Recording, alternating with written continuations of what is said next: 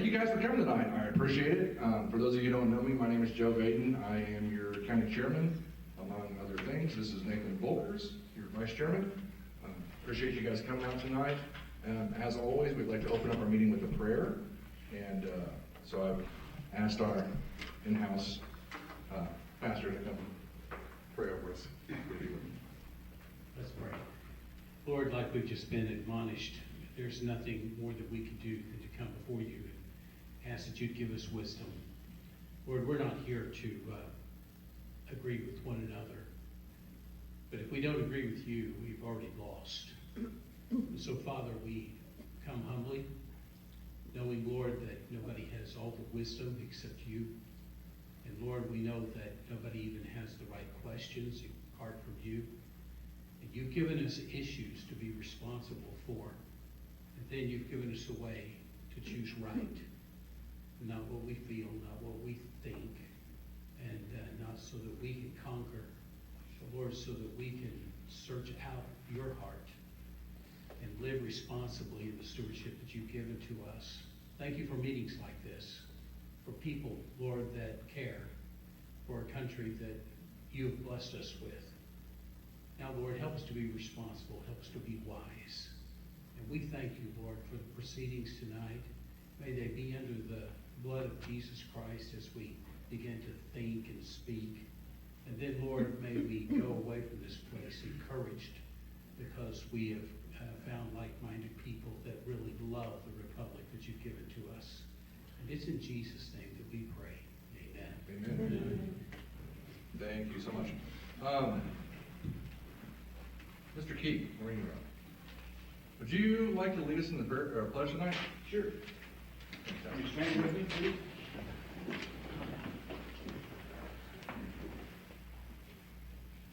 Pledge. I pledge allegiance to the flag of the United States of America and to the republic for which it stands, one nation under God, indivisible, with liberty and justice for all. One of these nights when we don't have as busy of a schedule, I'm going to have Mr. Volkers come up here and talk to us about the syntax of the Pledge of Allegiance, and that there's not actually a pause in between one nation under God. So we always do that, and that's how I was taught in grade school, but he has beat that into my head over the last couple of years, so, and he's right. He's absolutely right. So, for those of you who are new, normally at this point in the program, we kind of go through what's called our brigades. It's where we have different people that go around to different events in the area. School board, I'm on the school board, so I bring a report from that.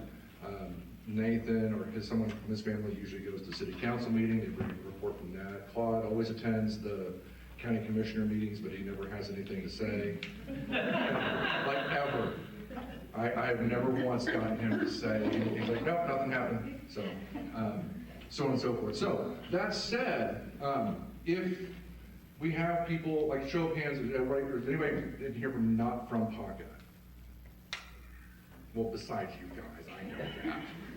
So, like, if we don't have anybody that comes back and reports on anything that happens in, say, Tonkawa or Newkirk or Blackwell, school board, city council, whatever, we'd love to hear from you just so we know what's going on. So that's kind of what we do normally. We're going to kind of truncate that tonight because we have such a busy agenda.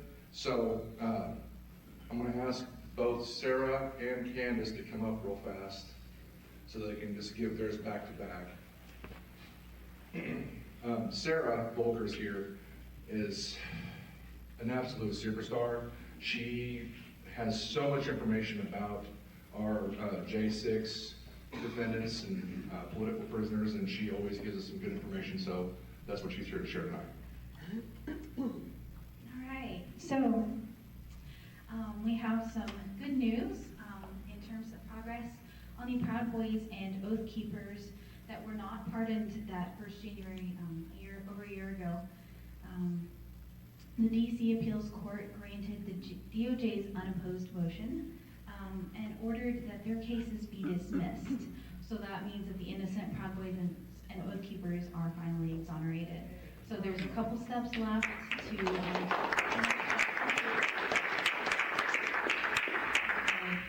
I also wanted to just give an update. I know that Tina Peters isn't exactly a J6er, but she has been very involved in election integrity. And due to the Colorado governor cutting her sentence in half, reducing it to just 4.5 years that she had to serve, we're excited that she is getting out on Monday. Over this last weekend, Memorial Day weekend, Nicole Ruppet, wife of Guy Ruppet, a J6er, as well as Ashley Babbitt's mom, Mickey, those two held Freedom Corner outside the DC Gulag for over 900 days while the J6ers were held there. And they went outside of Tina Peters' prison this last weekend and just held a vigil with prayer and standing for her. I wanted to play this clip. That interview was done at that rally. For something. She was trying to be a whistleblower, expose what was going on with the 2020 election, and it cost her 9 years of her life, which is, I would argue, is, if you Google what first-time bank robbers get, it's less than 9 years, which Tina Peters got at Gold Star Mom, 70 years old, never been in trouble a day in her life. And she got sentenced to more than what a bank robber would get on their first offense. Yes, and the nonviolent crimes. Like, how many people do you know with a first offense and a nonviolent crime that sat in jail that long? Because she caught the cheaters cheating. Thank God it's over June the 1st. Well, Shane, I appreciate the way you said that, but thank God she's out of jail on June. But as we've been talking about so far, and we'll continue to talk about all weekend, it's not over for her. This is just the first next step in her journey. Right. I'm laughing because me and all people with the foundation, I should know that. I thought when we got released. You just want to be happy that she's getting out of jail, and that's just something to celebrate. It absolutely is a big hurdle. But TinaPeters.us, that's where you can donate and help her with her legal fund. And like Mr. Pollack said, if everybody gives $1 and you call your friends, 10 friends, that's what Mr. Pollack wants you to call 10 friends and ask them to give $1. So, you know, little amounts add up. So Tina's got a long road ahead of her. And we say that too, just reminding me, but saying it's over, she's got to get out and put her life back together. I don't know where she's going to live or what, I don't know who's been taking care of, if she has pets, I don't know what's going on, but you have to put your life back together. And you haven't had income, you've been in here, probably having a horrible diet and all these different things. You've got to try to find your peace. You probably have to withdraw and take some time. That's probably the last thing. I don't know if she has retirement or money socked away or whatever, but she's got to prepare, and you can help her with that. Going to TinaPeters.us and help her out. $5, $10 will go a long way. Yeah. You know? And I know, like, from being in DC, we were there completely on the donations of the American people and help from Stand in the Gap, which came from donations from the American people. But small amounts add up. And when you get a donation that's $5, you know the person that sent you that $5 means it. You know what I mean? It's like, if you can afford to give more, of course, but the little donations mean so much because you know maybe that person went without their lunch that day or their whatever, but $5 is a sacrifice. It's something American people can't afford right now, and yet they do, and they did. So in the back, I have a jar, and if you all would be willing to donate $1 to Tina Peters, I appreciate it. Thanks.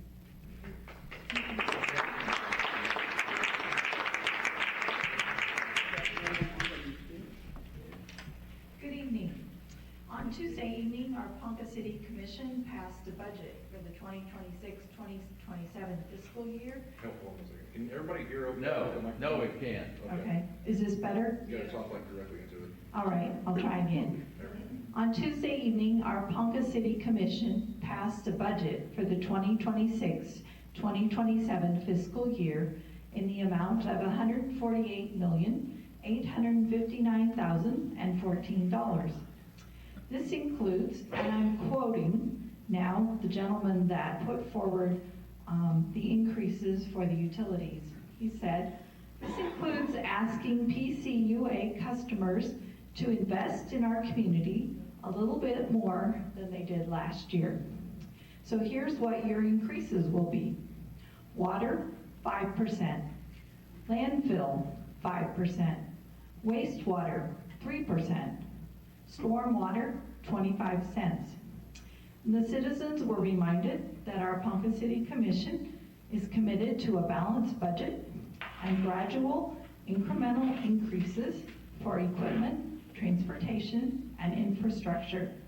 And they went on to say that no electricity, no solid waste, and no broadband, those services were not increased. And that's really all I have from this meeting. Thank you.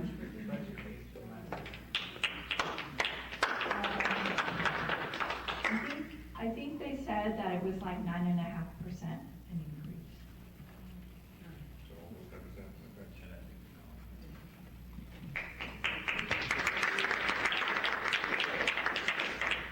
okay. Okay, real fast, got a couple things. Terry Thompson just made a 2,500-mile road trip and just pulled back into Tonkawa. He decided that he did not want to drive over here. He sends his regrets, but he asked me. Nathan's got it on the fly, on the deal, but on this coming Saturday, there you go. This coming Saturday, the Tonkawa Church of Christ at 1 p.m. He's going to have a candidate forum for Senate District 10. That's our Senate district between Jaden Terrazas and Bill Coleman. So if you guys aren't doing anything Saturday, that might be an interesting one to go to. So I just wanted to remind you guys of that, and then also remind you guys that he now only does the one meeting a month in Tonkawa on the second Tuesday at 6 p.m. at Mary's Grill. The fourth Saturday meeting that he would do at the New Hope Christian Fellowship Church, he's no longer doing that meeting here in Ponca. So there's that. And then real fast on the school board, I didn't have a whole lot to report on, or I'm not going to go into a lot. A couple of things though, a couple of key takeaways. There was one thing that we had on the, which, by the way, something to think about. The city's budget was how much, 148 million for the entire city? Ponca City Public Schools budget for the whole year is like 52 million. It's a third for the school district of what the entire city is. It's kind of interesting numbers. Anyways, so there was one kind of contentious item on the agenda that I tried to argue against and vote down. It's another thing where they're wanting to spend more money on software to capture data about our kids and stuff like that. Did you argue with that too? No, you didn't comment? Okay. Obviously, outvoted 4-1 on that, so it is what it is. One thing though, during the superintendent's presentation, he wanted to remind us that, we are seeing a steady decline in live birth rate numbers for our area. And it's not just here, it's everywhere. We're currently down year over year from right now about 260 students, which is almost the entire population of one elementary school, just from last year to this year. So it's a little less than 10%, I think. Or what is that? Well, no, about 8%, I think, something like that. So just some numbers to throw out there. I'm actually thinking about, if you guys would like, I thought about inviting the superintendent to come, like maybe June, July, something like that, just to give him an opportunity to speak to a different crowd. So if we do, you guys gotta be nice, okay? No, I'm just kidding. Don't beat him up too bad. I don't know if that'll actually happen, but he does give, there's some information that he gives in his reports at the school board meetings that is actually, it's pretty good information, at least something to know of what's going on. So I'm not gonna go on any more about that. Is that all the brigades that we wanna go through tonight, you think? Okay, so I think what we're gonna do is we're gonna have Mr. Keaton up here and give his presentation, and that way we can do some Q&A. If you guys don't know, Charles Key is one of our former state representatives. He was a state rep at the time of the Murrah building bombing. He's written a couple of really good books. One there he's got on his table back there called Stolen Government, fantastic book. And then he's got a nice big fat thick one on the Murrah building. Do you have that with you by chance? I've got some in the car. Do you? Okay. Yeah. I got signed ones. Anyways, so Charles is here tonight to talk about state question. Huh? What? Okay, shut up. I got a whole list of books that I need to read. Anyways, I read Part of Stolen Government, and then the other one I've thumbed through some stuff, but I watched the like a couple of like 45-minute long videos. So yeah. Anyways, there's just some really, if you guys have never looked into it, there's some really weird stuff with the Murrah Building Bomb. I'm not saying that, I'm just saying that there's just some weird stuff.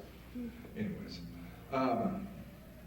so Charles has come tonight to talk to us about a initiative petition for State Question 840, gathering signatures. So, with all of you here, he should leave here with at least all of you signing it. So he's going to come talk to you about that and about how our state legislature kind of holds all of the rest of the legislators in the state and you, by extension, hostage. So, is that kind of accurate, you think? Pretty accurate. All right. So if you would please welcome Mr. Charles Key.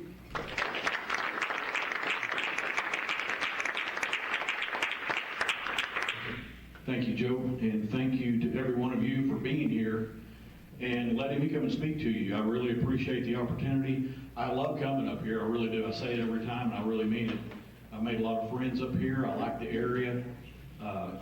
We'll just move here. I'm thinking about it. I do. I think about it when I go up here. I think that'd be a nice house. We passed some houses on the way in, and we both said, hey, that's a good house right there. But I had to come early. You may be able to already tell that I had to go to Enrique's when I came up here. Every time I come to Ponca City, I had to go to Enrique's. And Candace said something, and I thought after she said, she goes, you went to Enrique's, didn't you? Because I've always talked about it, but I thought she smelled my breath. And my wife usually goes, you had Mexican food today, didn't you? And so I love coming up here, and I appreciate you all very, very, very much, because you are the foundation of our country when we talk about politics. People that care and that will come out and learn and listen and share with a fellow citizen. So let me just jump into this because I know you've got a big agenda tonight. Joe, how much time do I actually have? However much you need. Well, okay. I won't try to talk your ear off, but Joe mentioned I did serve in the Oklahoma legislature. I first ran in 1984, and I lost like a lot of people do, and then I ran in 86 and won, and I served 12 years. The Democrats were in the majority, so I was in the minority. And then I got involved in the Oklahoma City bombing. That's another story. That got very controversial. I ran again in 06 because I had some members that were in the legislature that I knew that called me up and said, Charlie, you got to run. Why? Well, there's another guy that's running. He's a rhino, and we've got enough rhinos up here already. So they were trying to get me to run, and I thought about it. And frankly, the fact that we'd become the majority is what convinced me that it would be a lot more fun, enjoyable, and I could maybe get something done. Because when I got elected, if you were a Republican and you had a bill or bills that were assigned to committees, and they probably wouldn't get heard because you're a Republican, you're in the minority, right? Something like that. Might be because somebody didn't like what the bill said. But that's real common. That's not really unusual that the minority gets less fairness than the rest of the group.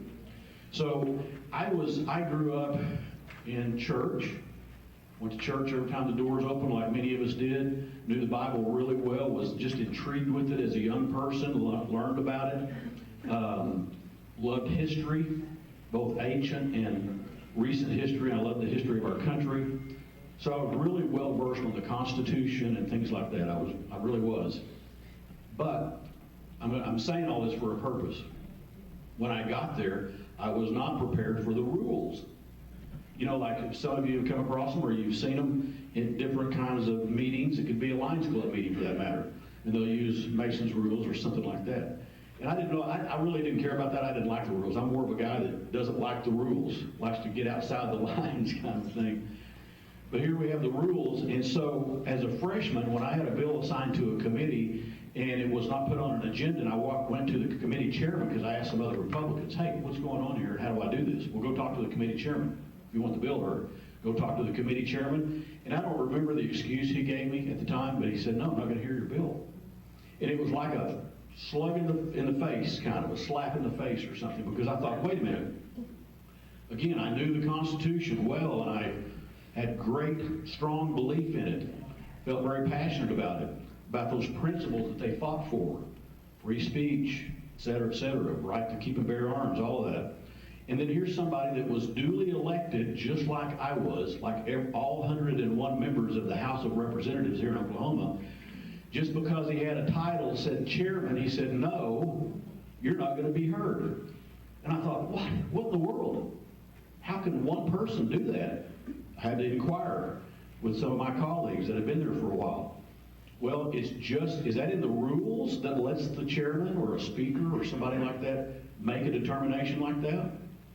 And the answer is no. It's not written in the rules. The speaker or a chairman of a committee could say, no, Representative so-and-so, you're not going to get heard this year or with that bill, or maybe at all. And yet, some of you know they're doing that with some members. They're not hearing any of their bills. Like Representative Jim Shaw had that in his first year. Well, I was shocked at that. I thought, wait a minute. We get elected, you get up there and somebody can just say no to you. At first, you kind of take it personal, but then you start thinking about it. They're not just saying no to me, they're saying no to everybody that sent me up here. And it's worse than that. They're saying no to all the other people that got elected and the people that sent them up there. Maybe they care about this issue. Maybe they need to know about this issue. Maybe they need to chime in on it so they can all, just like if this was the House of Representatives, we could all discuss it, debate it, and come up with the right solution. Maybe better solutions for whatever the issue is. Doesn't work like that. It doesn't work exactly like that. And I was really kind of shocked because I thought, I really didn't believe in this, and I still do, and as you do, believe in these principles in this thing that we call America, United States of America. And these principles, individual liberty, all of them hang from individual liberty. And how can we do this? How can we allow something like this to happen? Well, time went by, and I kept fighting the issue. I eventually learned, how do you change the rules? Well, here's some basic facts. Every legislature has a 2-year life. Every time we go to the polls, like we do this November, and we're going through the process now, we're electing a new legislative body. It's not a body that still exists and we're just going to replace it, fill in the vacant pieces. It actually is brand new. And so the first day of a session, so after the 2026 November election, all those who got elected will then come into the new body the next year. And the very first day of session will be in the first day of February. And they don't have any rules because they're new. They're not the old group that's just carrying on. They're technically having to get rules. So they take the rules from the old group, right? First day of session. And it's the only time they will ever take up rules, except on very rare occasions when they really have to for some reason. I'm going to explain on that a little bit. They don't take the rules up because they use the rules. The rules have power. The rules let them have lots of power. That lets them say, no, you're not going to have your bill heard, and many other things that they pull. That some of you have heard, you've experienced it this year and the last couple of years. And so, here we are with going down the path about how do you change the rules. Well, you can file a bill. You actually file a bill, and it would be called an HR, not a HB or something like that. It's just a resolution because it's going to a special body of rules called the rules, the House rules. And it'll change that. So you file a bill called a resolution that's going to change the rules. You can also file a bill to create a law that says you can't do X, Y, Z anymore, even to the legislature. You could file a bill that's a constitutional amendment. And that's essentially what we've done, what we're doing here with this question. On the issue I'm going to continue to talk to you about, we are seeking a constitutional amendment.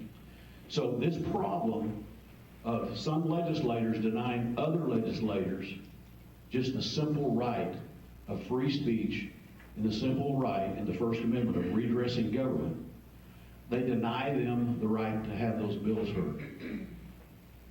And it's not in the rules. So how do you change it? Well, we don't trust them to change it because they've never changed it. All this time, they've never changed it, right? Who trusts them? Probably nobody. If we passed a statutory bill like HB, House Bill such and such, and created a law that says you can't do this anymore, well, guess what? They'd probably change that on you. They'd change that on us in the next year or two after that, after people have kind of forgotten about it. Like, for example, has anybody heard about Senate Bill 2 at the very end of this session this year? Anybody know it has to do with wind turbines? I know there's probably a lot of people here that are interested and know about the wind turbines. But here's an example. Senate Bill 2 just got defeated about a week or so ago, but it was one of these bills that sticks around for a long time, and it's just sitting out there, and then they'll grab it and they'll put new language in it to do something else. Well, it was a bill that was sitting around from last year, and for some reason, we don't know, because we don't get behind the scenes in the meetings they're at, but they stuffed a lot of language in Senate Bill 2 that was going to address the wind turbine issue. I didn't read the whole bill real thoroughly, but I overviewed it after it was referred to me. And it had a lot of language in it, such as if you're going to put up a 600-foot wind turbine, it has to be so many feet from somebody's property, and other language like that. Excuse me. So what's the big deal about that? Well, you know that's a big issue, and people have been fighting it for the last couple of years. So what did the legislature do? They do what they do often. They do what the special interest groups, the ones that give the money to them, they do them a favor, and they do something like stuff a bill, Senate Bill 2, with language like this to try to give them what they want. Knowing how the legislature operates a lot of times, how they think, the guys that are doing the bidding of the special interest groups more than they are the constituents, is they probably thought they were going to throw some bones to the people out here that don't like the wind turbines. They actually kind of threw it right into their face. I thought it was a real blatant thing. But this is another way the legislature works, and that's the point here. How do you change the rules? Well, they will change things on you, and you will find out maybe a year or two later they did what? So, we are proposing a state question 840, and it says this. This may be close to the exact language. No duly elected member of the legislature can deny another duly elected member of the legislature the right to have their bill heard if the author of the bill or another member puts in writing, I would like to have that bill heard. Then it has to be heard at the committee level. If it passes, it goes to the floor. It has to be heard at the floor level. If it passes there and goes to the other body, they have to honor the same rules. So it gets a fair shot. And every member has the right to have 3 bills heard, is the rest of the language. And we have penalties in there. If any member, it's going to be a leadership member, ever denies someone the right to have a bill heard when they request it, it will be a $10,000 personal fine, not payable with campaign money or special interest group money or donated money. If they violate it a second time, they'll be expelled from the legislature. Now, excuse me? Awesome. Yeah. So, what do we have to have penalties in there because they just ignore it. You know, they've gotten, many of them, not all of them, many of them have gotten very arrogant. Now, why do we put 3 bill limit on there?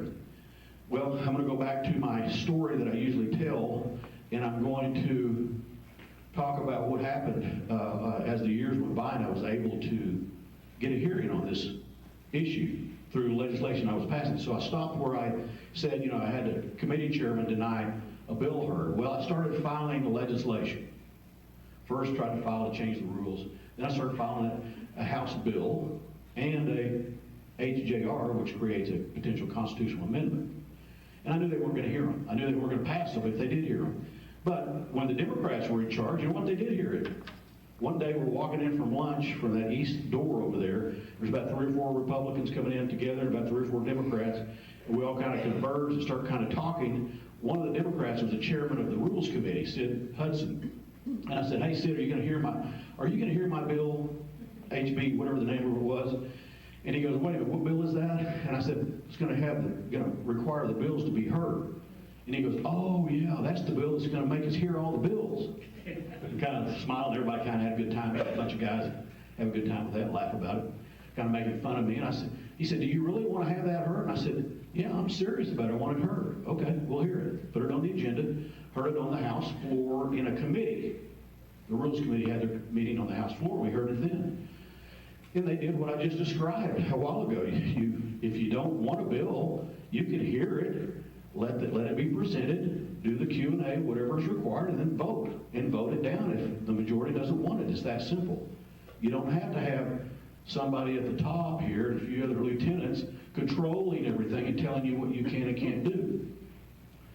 So, I did have it heard then. I tried to bring it up in the years subsequent to that. I served 12 under the Democratic majority. And then I ran again in 06, as I mentioned, and this is where it gets really interesting.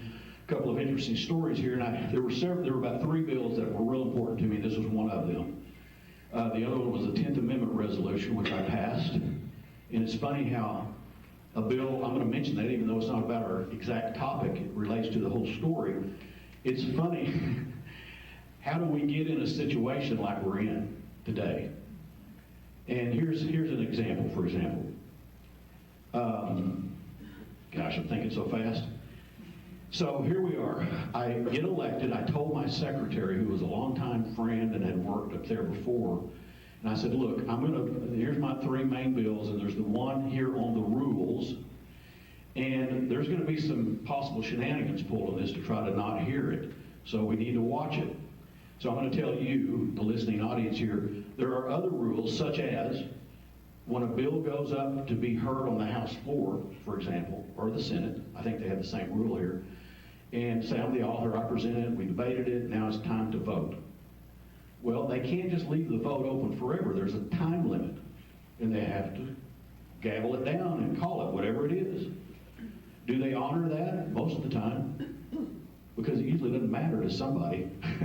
But when they lose, they will cheat frequently. And they do it on this one a lot. So here I am, we're on the floor, and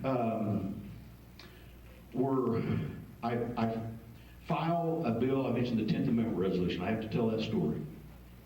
This is a bill that simply was a joint resolution that said, it was a House resolution that said, it basically just repeated the 10th Amendment, if you're familiar with that in our Constitution, which says the federal government can only do the things that have been specifically granted to it in the Constitution, and it can do nothing else. That means anything else they do beyond what they've been specifically charged to do in the Constitution is illegal. So here I have a bill that basically says this. It says, whereas the 10th Amendment says this, and the Constitution says that, blah, blah, blah, blah, blah. Now, federal government, get back in your proper place. It's just a notice to the federal government from the state of Oklahoma, saying follow the Constitution. That's all it is. And so it's funny how some things like that, they don't want to hear that. So we're watching the clock, my secretary and I'm telling you these stories so you can get insights on how this really works. We're watching the clock on the 10th Amendment resolution.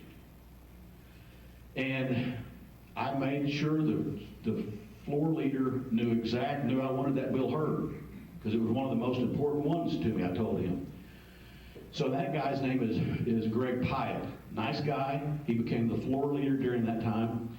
And, you know, the House floor, those of you that have watched it on TV or been down there, it's kind of like the stock market sometimes. You know, there's just a lot of movement around, and a lot of people were talking to maybe the floor leader to check on their bills and stuff like that. So Greg's up at the front. My desk was at the front, and he's at the front. There's 2 or 3 guys there, 4 or 5 of them talking to him, probably asking him the same thing. You gonna hear my bill? When's it coming up? And stuff like that. So I walk up there and I say, Greg, you're gonna hear HR, whatever it was, this 10th Amendment resolution. And he goes, which is a frequent response, he goes, now, which one is that? I said, it's the 10th Amendment resolution. He went, I swear, I've told the story 100 times, I'll never forget it. We're looking at each other face to face, and he goes, oh, that controversial bill. And it shocked me. It really surprised me. It didn't shock me. And I said, Greg, controversial? The 10th Amendment? The Constitution? It's exactly what I said. And he went, well, you know, and he said, I got some stuff I got to go do. Which he was the floor leader. He really did. And he goes, I got to go sit at my desk and call up the next bills and stuff. And come over and talk to me. So steam was starting to come out of my ears about that time. People can tell it when I get really ticked. And we're on the House floor, so I call up my secretary. I said, here's what happened. I'll keep you advised. And I walk over and talk to Greg. And he's sitting down, and I'm talking to him. I said, Greg, I want this bill heard. And he's looking at his little iPad, and he said, Well, I'm looking at the time. So this is one of the way they play you. This is intentional. This isn't accidental. I'm looking at the clock, and the clock just went past the time. In minutes, it had just gone by. And I said, and I'm talking to him like this, and I'm ticked. And I said, Greg, I don't care. I've done everything right to get this bill heard. I had to fight to get it heard out of committee. I want the bill heard. And he finally went, okay, I'll bring it up. But if the Democrats say something, I'll just tell them it was my fault and blah, blah, blah. I said, okay, that's fine. That's good. So I go sit down, tell Sharon, my secretary. A little bit later, I get called up. I bring the bill up. We talk about it. Had some Democrats criticize it. We debated it. It's done. Went down the path. But that's how it really works. That's one of the ways it works. So let's go back to the subject here, which is the rules. What about that bill? Well, they will never hear that bill. The Republicans would not hear it, period. Would not hear it in committee or anything. And so I knew my only chance was that first day of a new 2-year cycle when they take up the rules, because they're taking up the rules. And there's always a bunch of amendments that are added to, that are attempted to be added to the rules. Because there's a lot of parties there, either the other party or individuals or groups of individuals that have beefs with the leadership. So there's always amendments being added that first day of session. And there were a bunch of them this day. So mine was down the road, and here's the way it kind of played out. First of all, went through a number of amendments. And then it gets up to mine, and I read it, explain it, do some Q&A, and then we go for debate. Well, I think there were, I'm going to mention 4 people that debated. Of course, I'm the last one. I was the author of the amendment, so I was the last one that debated. But as we built up to it, we had Don Arms, who was a good old ag guy from Lawton, used to be on radio, and an ag teacher and stuff, got that real good Okie rural accent. And he got up and he said something like this, and you can go watch this tonight. When you get home, you go to the House website, go to the first day of the February 2011 session, you can listen to all this debate. Arms gets up and he goes, you know, we've got constituents that come down here from time to time, and we get elected, and they come up to us and they say, you know, I got this bill I want you to handle for me. Would you file this and try to get it passed? He said, you know, and I'm paraphrasing what he said, but this is almost exactly and real close what he said. He goes, you know, we don't really want to do that. It's a dumb bill or something. We might not really want to follow that. So you need this committee chairman.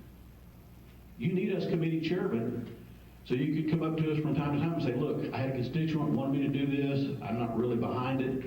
If you would just say you're not going to hear it, I'll just tell my constituent that committee chairman refused to hear the bill. It's really more of a wink, wink kind of thing. I couldn't believe he said it on the floor. I thought that the recording would disappear eventually, but it didn't. And so then it went to Rebecca Hamilton. I usually don't tell this one, not just because of time. Rebecca Hamilton was probably the last conservative Democrat that I can remember in our House of Representatives. And she was a Catholic, very strong pro-life, was a typical old-style liberal Democrat, but she was strongly pro-life. She got up and debated for the bill, and I talked to her before, and anybody that's been around for a while kind of knew this. She mentioned in her debate that they would hear the bills back in her early days. She actually served 2 different times like I did. She said in her first time and the second time, they would hear the bill if somebody wanted to hear it. Just like when I requested it to be heard from the committee chairman and the rules, the Democrat, they heard the bill. So then the next to the last person, the person before me got up was Dan Sullivan, a Republican, one of the leaders, one of the designated ones to get up and say things like this and do things like this when they want to kill something. And he got up and he goes, yeah, he goes, you don't want to put this rule in effect because, you know, we have a bunch of stupid bills up here from time to time that get filed, and you need us to not hear those bills so you don't have to waste your time. Your time, yeah. And he said, for example, last year there was a Senate bill that would have prohibited paper napkins from being used in barbecue restaurants and mandate that you had to have cloth napkins in barbecue restaurants. We'd like to know who that senator is, right? So we can lobby to get them out of there. That is a dumb bill. But do we really need them to take care of us? Now, this argument these 2 guys made is actually made behind doors in closed meetings in the Republican closed caucus that they have on a regular basis when the issue will come up, like somebody like me brings it up. Some others would bring it up too. Hey, you guys aren't hearing our bills, gripes like that. And they would say in those meetings, you need us not to hear stuff like that because the Democrats are trying to catch you on a vote, for example. One year, the big thing was the Democrats were trying to put an amendment on any bill they could that would eliminate sales tax on groceries. And they really didn't care so much about, some of them no doubt did, but they also wanted to get us on a vote in a year when we were having real budget problems, and it's hard to cut in those kind of years. And that was the strategy. And don't get me wrong, I'm not making an argument for that. I'm just saying that's what the leadership does, is they work the rest of the group to get what their agenda is. Because they decide an agenda, not for us, they decide an agenda, and then they come in to the caucus and act like we're all together now going to create an agenda. No, it's not like that. They've already got an agenda. They let us have some input. So the bill came up, I debated, I was able to debate the bill, and we went into a vote, and right away, this is on the question, just like this 840, it very quickly went to 56 in favor and 43, I think it was, against. And we're sitting there talking around my desk, and some others that were supportive, and I said, we were talking about we just may get this after all. But then the vote was supposed to be called. And we're looking up at the guy at the desk at the top, and this happens from time to time, and we're saying, call the vote. When you hear people say call the vote, it's because they're leaving the vote open because they're trying to convince other people to change their votes. So we're yelling at them, call the vote, and they started sending whips down the aisle, and mainly talking to the new freshmen, kind of twisting their arms, telling them if you vote for this, you're going to be on the wrong side of the leadership your whole life up here. And they flipped it around and went from 56 for to boo, boo, boo, 56 in favor, and they hammered it down real quick. So that's the real life of the state legislature. Here's the problem with this. It's like I've already mentioned, free speech. You don't have your free speech rights because of this. You don't have the right and ability to redress government, part of the First Amendment. The right to assemble, the right to redress government. It is because we've carried on this tradition. It's more of a tradition than it is anything else, and it's gotten worse. I've been watching for 40 years. I've been involved in some level in politics in Oklahoma for about 40 years now. This is worse than I've ever seen it. Members are afraid. They're afraid to go against the leadership. I've had some good guys, and they're good guys. They might be good gals. I'm not going to tell you who they are. That are on our side that have called me and said, please don't use my name because of blah, blah, blah. And I get it. I really do. I understand because I was there, been there, done that kind of thing. I'm trying to impart to you how bad it is. It's much worse than what you think it is. Here's a couple of stories that I think that'll shine some additional light on this. Right after that debate, and the first day of session, when we're taking up the rules, that debate I just described, that same year, they're going to vote for the next speaker and the next pro tem over in the Senate. So just within about 2 weeks, those races start. Yes, that's another story you'd like to hear about, but we don't have time for too many stories like that.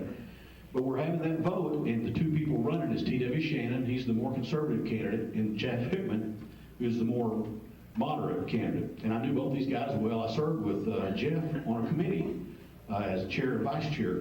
So I got to know him real well. And it was natural for me to vote for TW.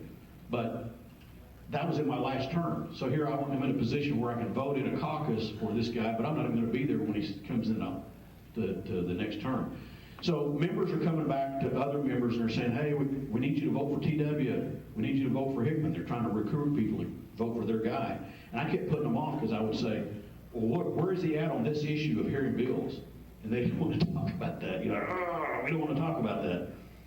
So one day TW comes walking in and we're on the floor and he says, Keith, come up here, let's go to your desk and talk about your issue.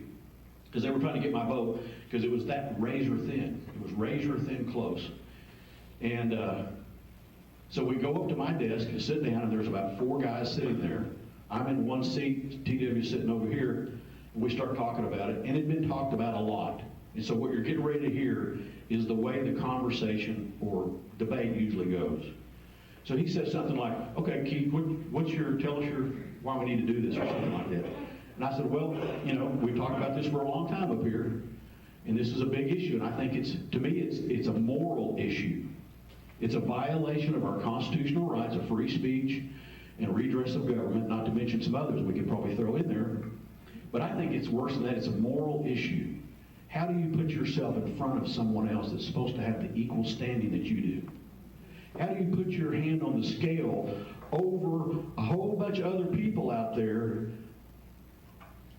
when you're not really supposed to do that? And you took an oath that said some things that indicated that you were going to be honorable and have integrity and treat people with fairness. How do you do that? I got off on that. I've done that a lot of times, but I didn't say that in my stand, but I did say that.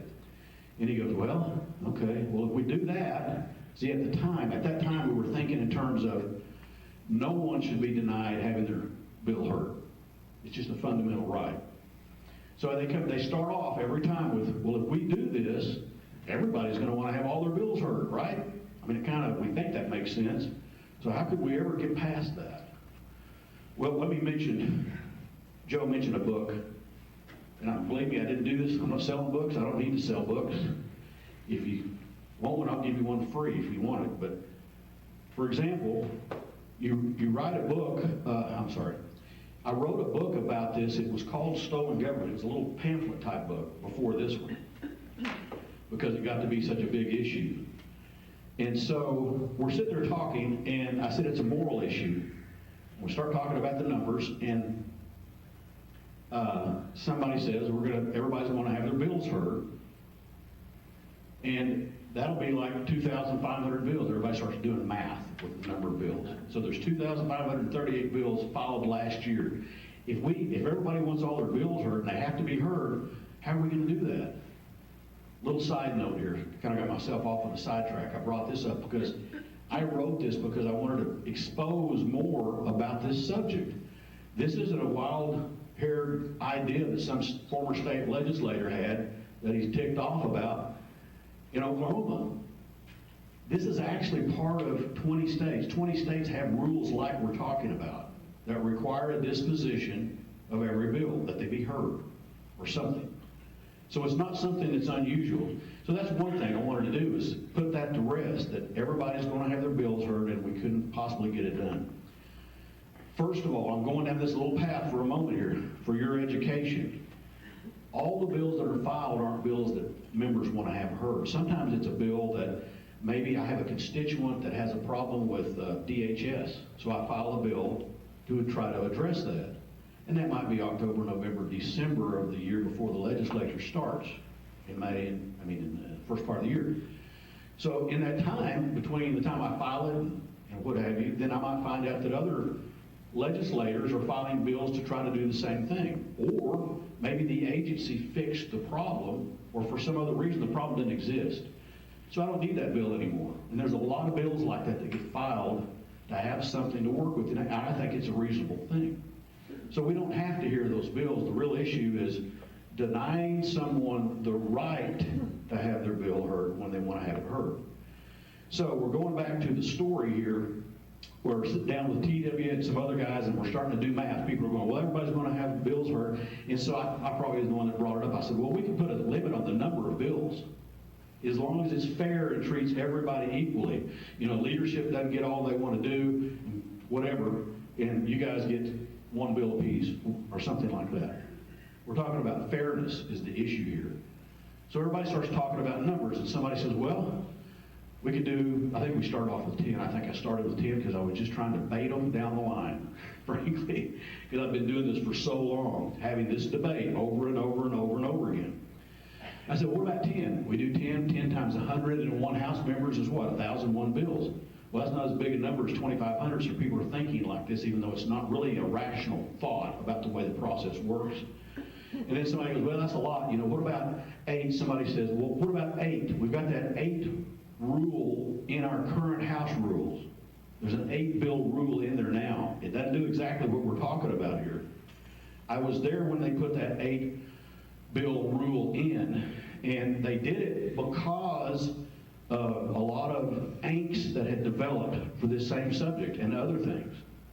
So our leadership came to us in our private caucus and then got it passed on the floor prior to all of this stuff we're talking about now. A rule that said, well, if you will put your top 8 bills in order, you know, call them, like this one's my number 1, this one's my number 2. They implied with their language that they would be heard. It doesn't say it exactly that they have to be heard. So everybody kind of fell for that when it was first put in place, the 8 bill rule. So back to our story. Somebody goes, well, what about the 8 bill rule? And somebody says, yeah, they don't even honor that. So we're talking numbers. And somebody says, well, what about 5? If we did 5 apiece, then that's 500 bills, and everybody's still thinking 500 more than what you normally have to hear, blah, blah, blah, blah, blah. And then finally somebody goes, well, that might be too much. And then I brought up 3. I said, what about 3? And everybody kicks around 3. Says, that might be the fair place to stop. But they're still going, some of them. And I turned to TW at that point. I said, well, TW, let me ask you. Would you be in favor of every member having just 1 bill every session? And it was quiet just like this. For, you know, seemed like for a long time.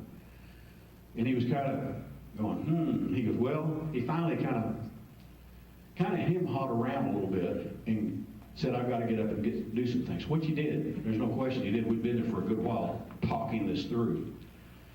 The real point here, let me ask you, and as we ask ourselves, how do we get in this situation? Do you believe that you should be heard? Do you believe Mr. Grace that's running for state house, do you think he should be heard if he's going to be some of you state representatives? We have to stand up and fight for it because they will not change things. It will get worse. It will get worse because history tells us that's what's happened when we don't address problems. And if they're left to just continue to develop like that and kind of fester. Well, TW got up, walked off, and kind of the rest is history. Nothing else happened that year, and it's been going on the same since. And now you have, here's what kind of blows my mind is when they say about a lot of the members, they say, well, they're too conservative. Have you ever, I'm serious about this, I'm not trying to be smart aleck or anything. Has anybody ever seen any government, like city council, county government, at any level that's too conservative? I don't know that I've ever seen one, or I don't know what it would look like. What's a too conservative with people that are, quote, too conservative, whatever that means. But we hear that a lot because they're trying to marginalize people. They're too much something. But you know what? All the people that get up there and the way they control it with the rules, they're giving us a version that's very liberal. And I don't mean classical liberalism, which would be conservatism a long time ago. I'm talking about liberalism and left-wingism. They're getting so arrogant now that some of them, that they're saying out loud what they used to say behind the scenes, that bill's not going to get heard unless blah, blah, blah happens. And here's one more story, and I'll try to do some Q&A. I know we're running out of some time here. There was a bill last year that passed called the Patient's Bill of Rights. And it got filed 1 or 2 years before that, and the guy that took my place is John Eccles in my House district seat. He became the floor leader, and this started because it was called the Patient's Bill of Rights, and it was because a lot of people had loved ones that died in the hospital, both during COVID and in other times, and they were not allowed to see their loved ones and other problems. So they came to Eccles with this idea. There's a lot of them, probably a room this many people as fit in this room. And so he gets it passed out of the House because he's the floor leader. You know, he had some pull. He could get it done. He gets over to the Senate. They have Senator Jessica Garvin, who got defeated in the last election. And she was the author, and they heard the bill as it was in the committee that it was signed to, and it passed like 10-2 very strongly. And then it's waiting to go to the Senate floor, and somehow it got sent back to the bill drafters and the staff in the Senate, and they changed the bill at the desire of, as we found out, the hospital association. I found all of this after the fact. I wasn't involved in it at first.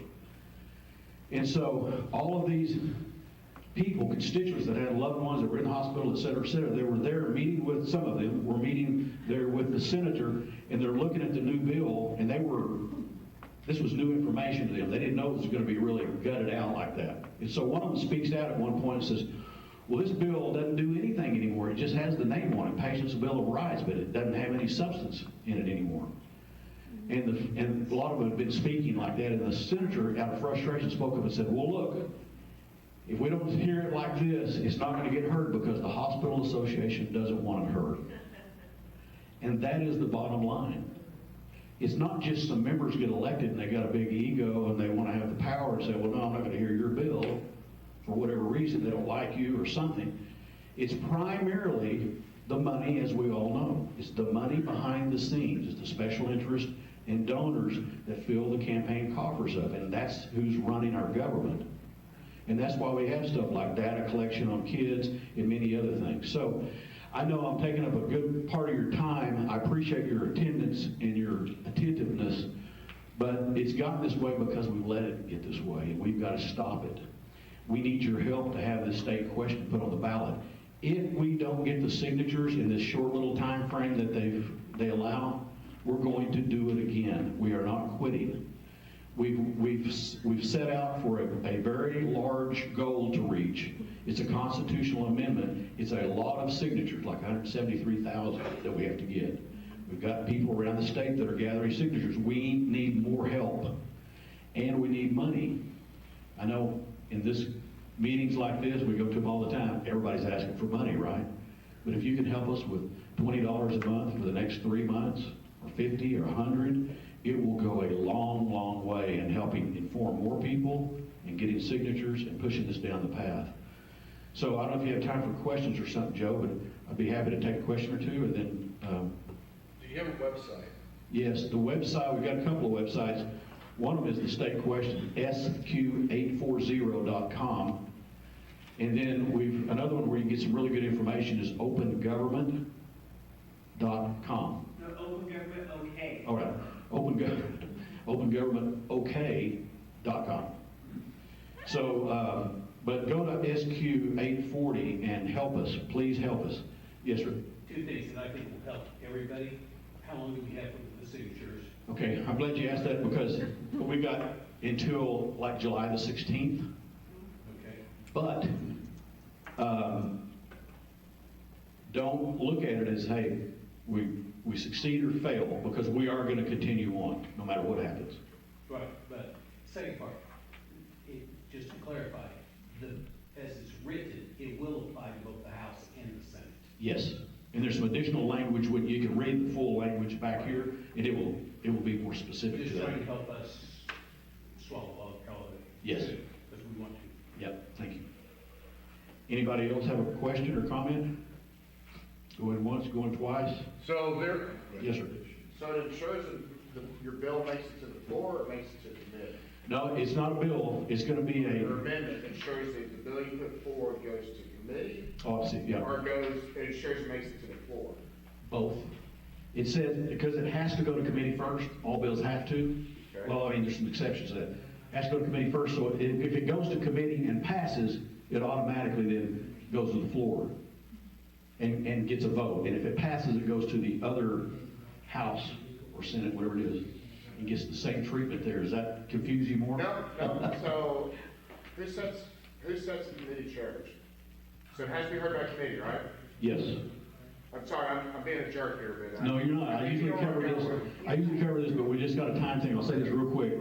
The Speaker of the House, the Speaker Pro Tem of the Senate, they have all the power. It's not written down. All of this isn't written down in the rules. They name the committee chairs, the committee vice chairs. They name all the membership of the committees. They assign the bills to the committees. An education bill doesn't have to go to education. They usually do. But when there's controversy or you want to get something killed, you might assign it to 2 or 3 committees that you know are going to kind of kill it. So there's a lot of games that get played. They even tell you where your office is going to be. Right, and if you don't act right, they might put you in a closet down to punish you. that stuff's gotta stop.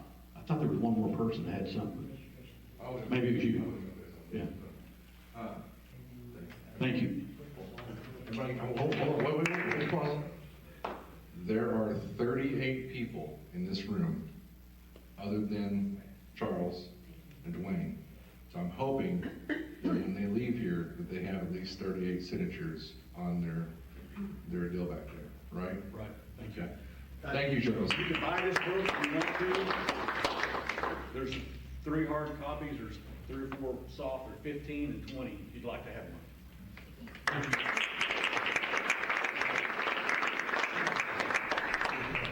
And one quick thing about bills being heard in the Senate, there is one other way. If you have a lieutenant governor who has some testicular fortitude, the lieutenant governor can go take up the gavel and ask for any bill, no matter where it is, to be heard. We have yet to have one. When was the last time that happened, Charles? I don't know, but I would like to say one thing, if I could real quick, that I'd like to get in here. The state question that we have that allows us to do this is in the Constitution, and we're one of only 2 states that lets us have this power, and there are those that are trying to take it away from us. And so I want to remind you of that, and remind you that term limits, the legislature didn't pass term limits, and they never would. The people had to do it through a state question. Tax increases kept getting passed over and over and over again, and I remember in my early days, state question 640, some of you may remember that, stop new taxes. They had a big sign. Was only done through the state petition process, not through the legislature. They will not do certain reforms. This is the only way we're going to get a lot of things done. Okay. Well, again, thank you so much, you guys, for coming up tonight and bringing that to our attention. I'm going to ask if we can get, Nathan and I, if we can get some extra copies of that, because I'd like to take some, I'll take them home and I'll browbeat everyone in my house to sign it. I'll take it to work, wherever I can. You know, we may not get there, but the information that you're going to gather will help you if we don't make it across the finish line in July. It'll help with the next go around, right? Yeah, exactly. Okay. All right. So in the room tonight, we have a few candidates for office, but let me touch on something real fast for the ones that could not be here. You guys on? Okay. So we invited both candidates for House District 37. We invited all 3 candidates for County Commissioner for District 1, okay, and then all 3 candidates for District Judge. Of the 3 candidates for District Judge, I never got a response back from Lee Turner. Rob Davis did reply back and said that he appreciates that I reached out and extended the invitation, but he declined. He says that the judicial conduct does have a narrow exception for appearances of partisan political activity when all candidates are invited, but he just decided that he didn't want to come.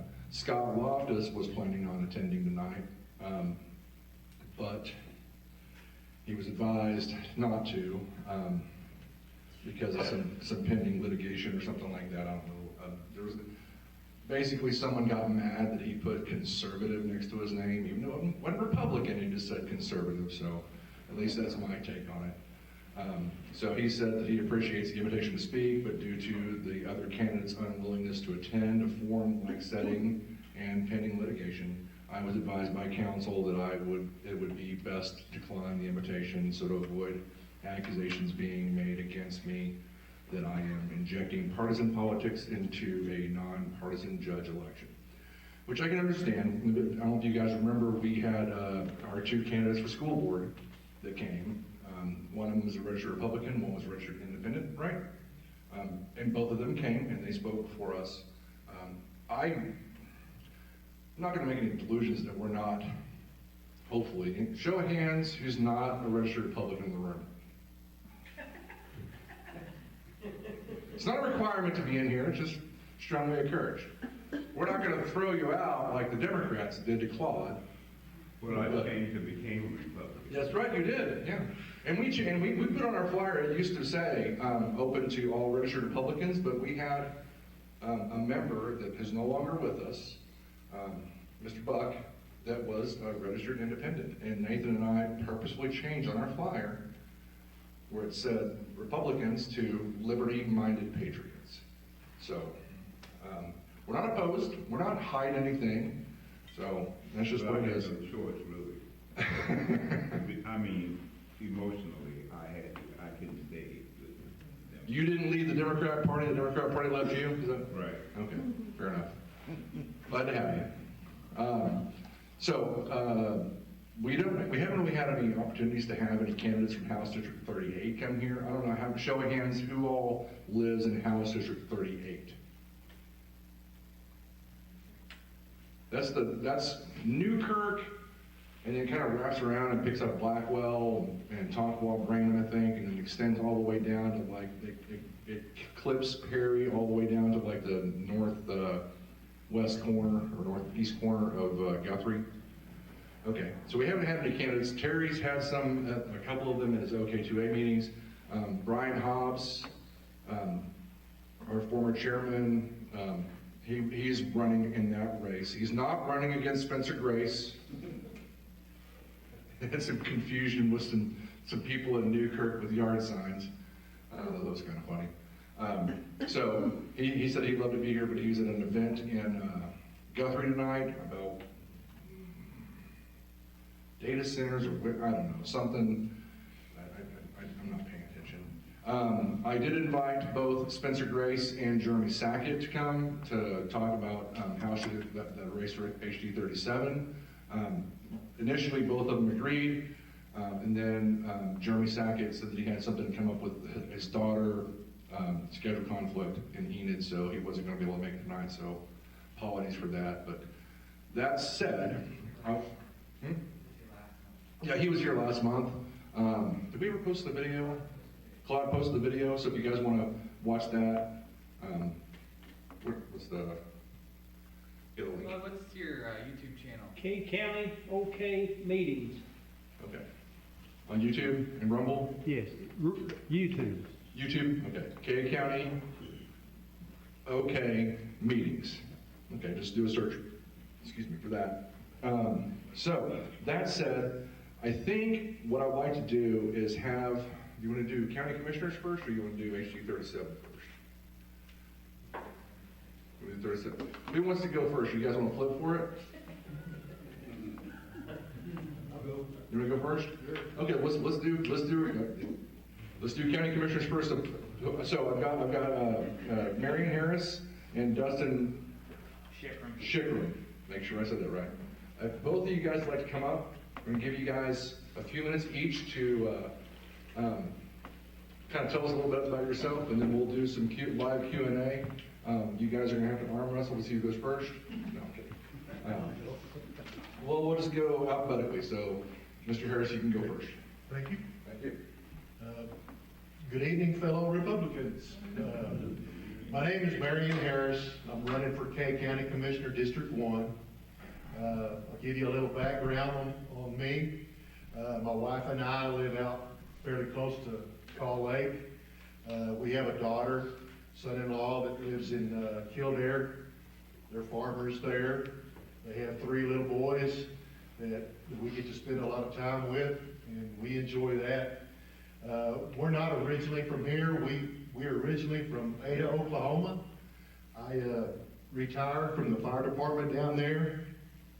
After I retired, we moved up here to be closer to the kids and grandkids. And I spent 30 years in the fire service. My last 13 years, I was fire chief. I gained a lot of administrative experience during that time.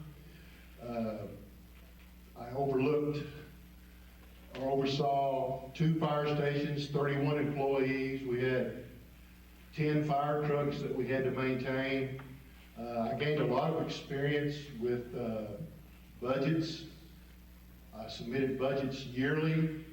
Worked a lot with bid proposals. I learned a lot about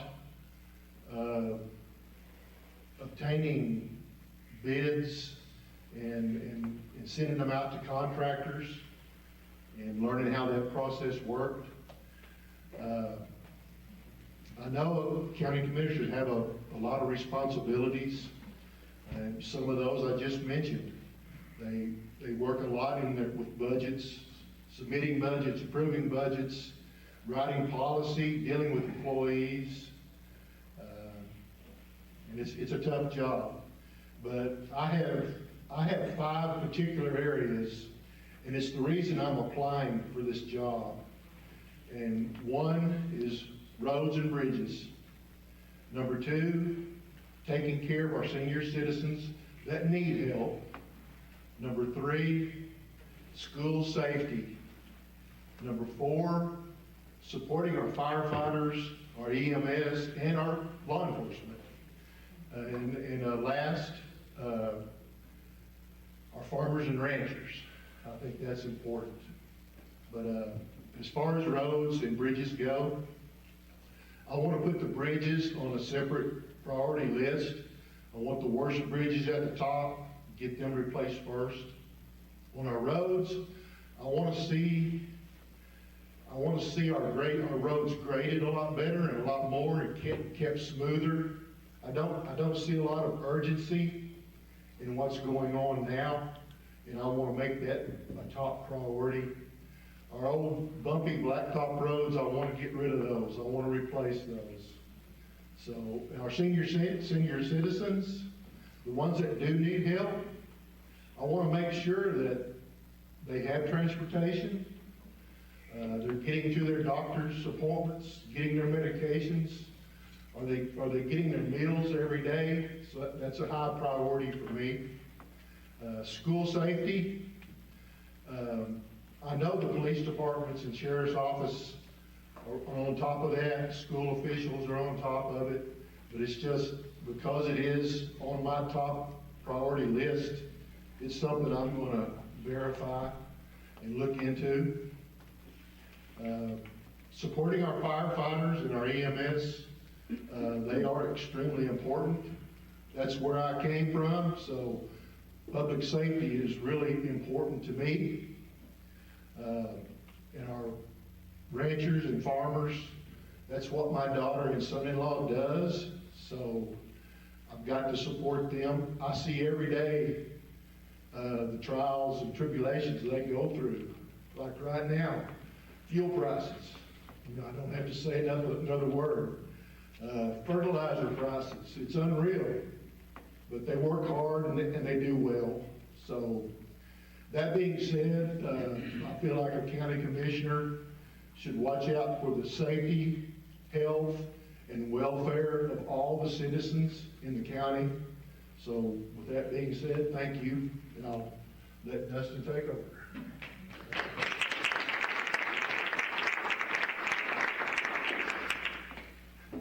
Well, I'm not real good at public speaking. It's been a long time since I've done that, but I'm Dustin Schiffer. I'm running for county commissioner.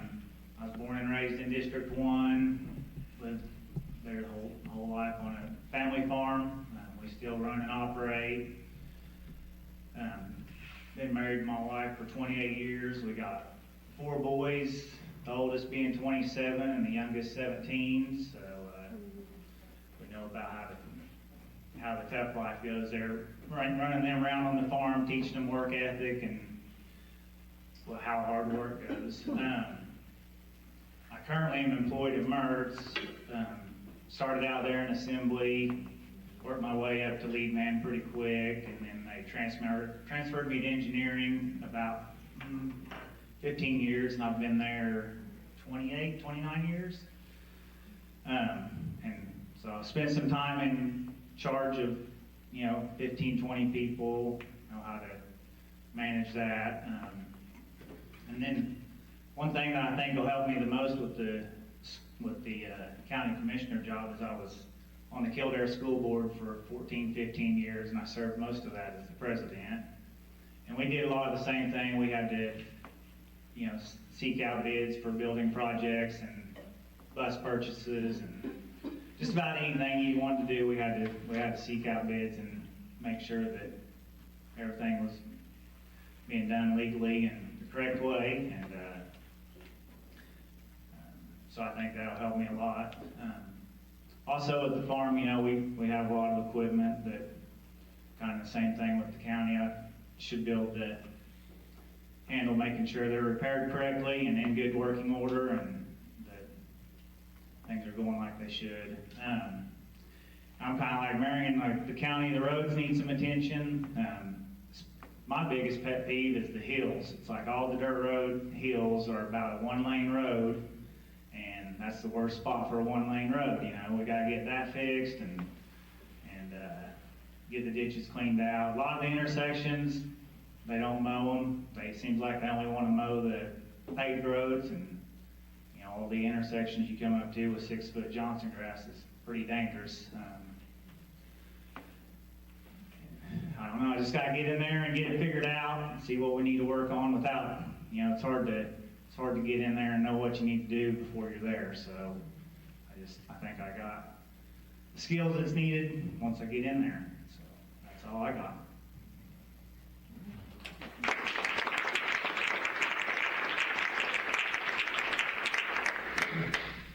I'll give you guys an opportunity to do a little Q&A. So show up, and if you want to ask a question, raise your hand, and then we'll alternate who answers first and have both candidates answer your question. So like,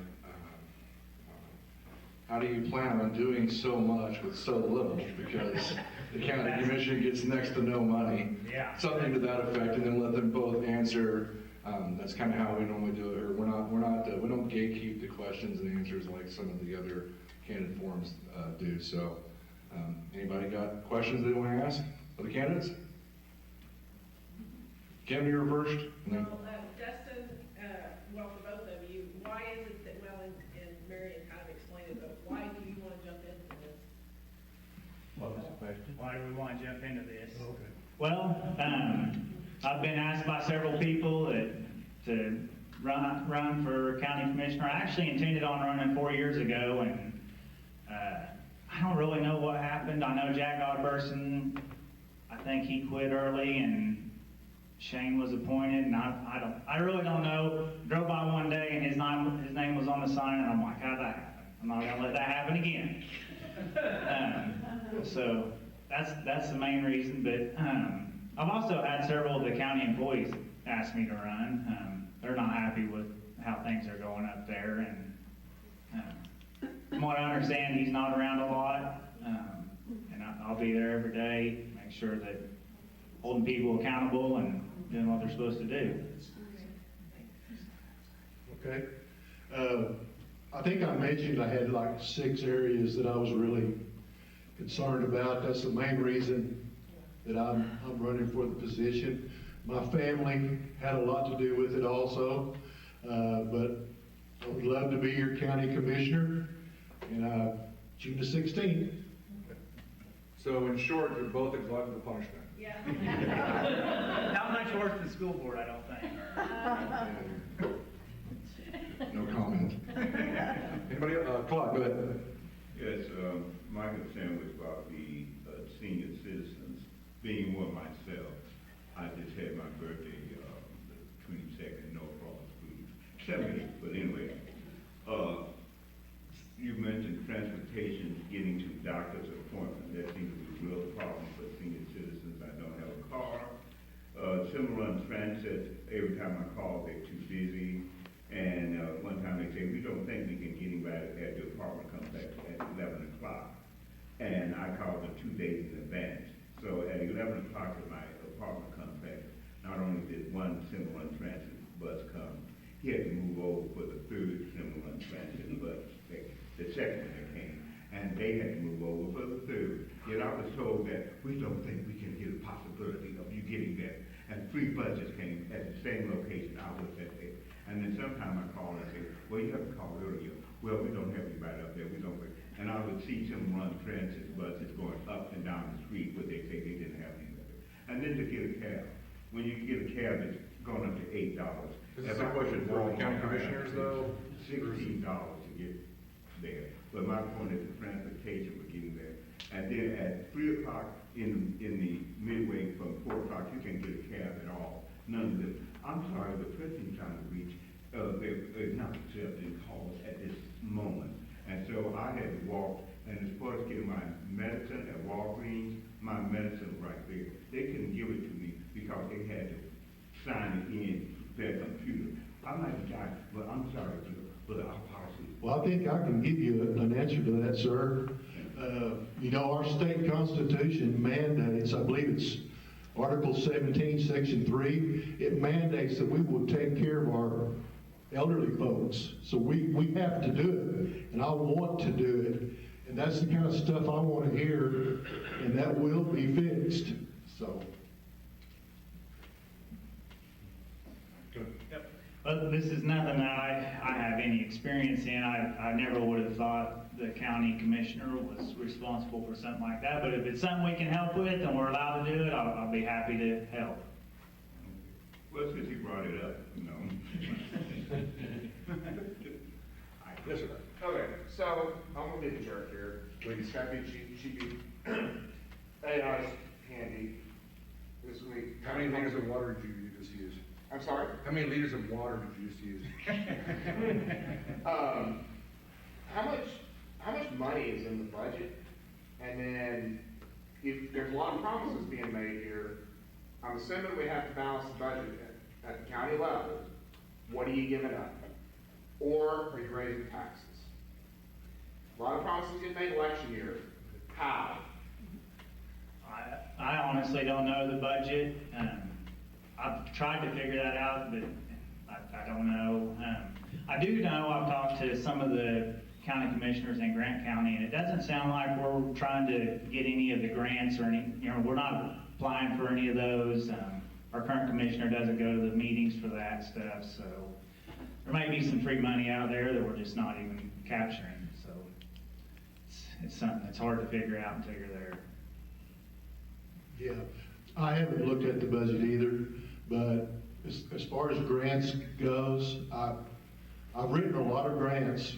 As fire chief, I wrote over $1.1 million in grant funds. So that's something I will pursue wholeheartedly. A lot of the things I mentioned, it could be done now.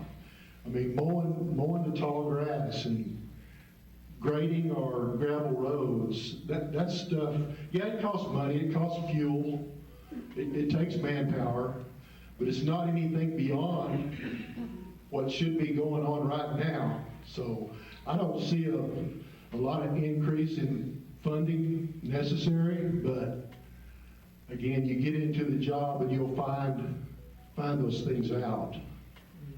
Okay. Follow up. Yeah. One follow-up. Is the county budget public record or not? Yes. I'm sure it probably is. Yes. If it's tax dollars, it's public record. Okay, I'm And you're welcome to attend the county commissioner meetings and ask questions. And then come back and report to us. I'm not taking that lure. I'm not relying on that one. Yes, sir. I'm not sure if this is really a gripe or if it's something to do with, like he was talking about the budget as far as trying to figure out where the money's going. What bothers me is when I see a $65,000 car driving through my neighborhood with Kay County tax assessor on it, trying to go to every house that just sold in the neighborhood, trying to figure out, and going through the backwoods, what does it take to do that when you got and it just really blew me away. Here's a Chevy Tahoe, $65,000 car, one person driving it through the neighborhoods trying to figure out how they can tax me more. That's a budget That's question. the way it works. Yeah, no, I just, a Geo Metro would work just fine. I mean, That's true, that's true. I mean, think of it. It probably doesn't take an $80,000 vehicle to assess the property in our county. No, it doesn't, but it just, where's the money going, It's just flowing out in the wrong direction. Go ahead and answer if you want to answer. I don't know what there is to answer. I agree. Yeah, we'll get them something that a lot more fuel efficient. But I don't know if that's anything to do with the county commissioner, anyways. I think they're totally separate. The point I was making is that the county as a whole No, Larry. Where are we spending money where it shouldn't be spent that way? You guys are responsible for everything in the county. The sheriff can't open a jail if you guys don't approve it. Okay. So, no, it's a big job, it's not just roads. I would Again, you have to do a lot with very little. Yes, that's the reason everybody got in trouble, when was it, back in '77 or whatever? Everybody went to jail, over that, because, you know, you gotta, there's a lot more there, because you run the county, not just your district. To answer your question, the last time we had someone from the county commission that came and talked to us, for those of you who can't hear me in the back, their portion of the money for their budget is something like 7 to 11 cents per dollar. Was it sales tax, Nathan, or do you remember? Don't remember. Because we had a county commissioner come, it's been year and a half ago, something like that, and he talked about this. And of the tax dollars collected from like sales tax and stuff like that, the county gets something like 7 cents per dollar. The lion's share goes to the school district, and then the rest is divvied out elsewhere. So again, you guys have a huge job to do with very little money. So, you had a question, sir. Everything that you guys look at, you guys have set goals for yourself inside of your guys' own community. You guys go out and seek goals to the roads and stuff that need to be more paved and graded, and the weeds and stuff need to be more weeds and manpower and stuff. You guys need to introduce AI and roof robots like Flock is in Wichita, Kansas, that surveyed everybody's license plates and all that for their safekeeping of their residents. You guys can introduce that into our community. Or I guess more simply, what's your feeling on flock cameras? Would that be in AI? Is that part of the commission's question? I have never heard of flock cameras. I don't have any intentions of bringing them in. That's good. No, I don't believe there would be any place for that. Funding wouldn't be there anyway, so. Well, the funny thing about flock is that they'll pay for the cameras because they want the data. So Yeah. they'll come to you and say, oh, if you let us put these cameras up, we'll give you a little something for your budget. Yeah, you don't wanna do that. Yeah, no, I wouldn't be interested in that. So They'll take over. remember, if it's free, you are the product. Yep. So, sorry. Yes, ma'am? Yeah, I have a suggestion for the commissioners. My husband had a wreck, it was on the Bremen Bender Road. He was going west and a guy in a truck was pulling a half of a mobile home. He did not stop at the stop sign and the weeds were up where you could barely see the stop sign. So my suggestion is if they would carry a weed eater with them in their maintainers, and when they come to a stop sign, just clean around it there. Yeah, that's part of that normal maintenance that should be doing now. And yeah, but that will happen if I'm commissioner. We'll mow intersections, side of the roads. We'll weed eat, keep the stop signs clear, keep the limbs down up off the stop signs. And yes, ma'am, that will happen. Yeah, I agree with you. We can do better to, I don't know why we're not doing that. I don't know if it's a manpower problem or just a management problem, but we gotta do better. All right. Anybody else? Claude, you got a question? This is a follow-up. I was in Snyder, Oklahoma. Bill Gates already doing carbon capture deal there, and I was wondering about the AI facility in Luca, Oklahoma. The farmers are talking about they don't want an AI because of all the water that it's going to take up. And also they claim because it was near an electrical facility there. And why not move somewhere where it's not near the farmers? But anyway, it won't bring jobs because once they get AI in there, they might need jobs to build the facility, but once that's done, it won't be important. So I just wonder if maybe the representative would, to be addressed what we're going to do with AI, because I think it's 2 places in Oklahoma already that they trying to put the AI, and Luther right now is protesting because of the water deficiency that it's going to do. And since you brought up about the farmers, in Oklahoma, I just wonder, did anybody have anything to say about that? How do you guys feel about, like, are you asking how they feel about well, putting a data center in our backyard? I don't know if they agreed on it, but they want to do it and, look like in the place where the food supply is going up. They're putting AI, they're putting these turbines, they're putting the solar panels to cover the land. It seems like a conspiracy. And with the cows, giving out gas, it seems like it ruin our food supply. And I just wonder, what do they think about that AI? Personally, I don't know enough about it to say. I would, as a commissioner, I would support what the community wanted. I don't know in that role how much pull the county commissioner has on whether it's allowed or not, but whatever the community wanted, I'd be in full support of it. Yeah, I'm with Dustin. Whatever the community supports and what they want. There's certain areas these data centers just will not work.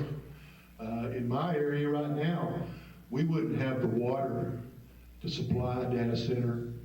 Our system is just not strong enough to handle it. And there's other areas that probably could handle it, and the people may want it. So, to me, like Dustin, it's all about what the folks want and what can be done. So.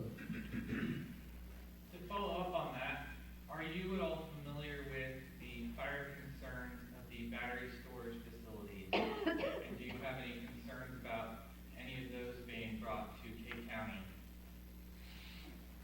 Well, I'm sure the storage facilities are protected with some type of fire suppression system.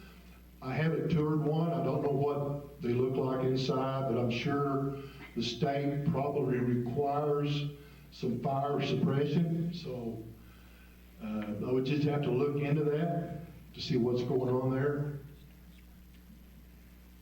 Can you clarify more, what are these battery storage used for? Primarily for storing energy from the wind turbines that aren't needed right at that moment, or next to solar. Large battery banks.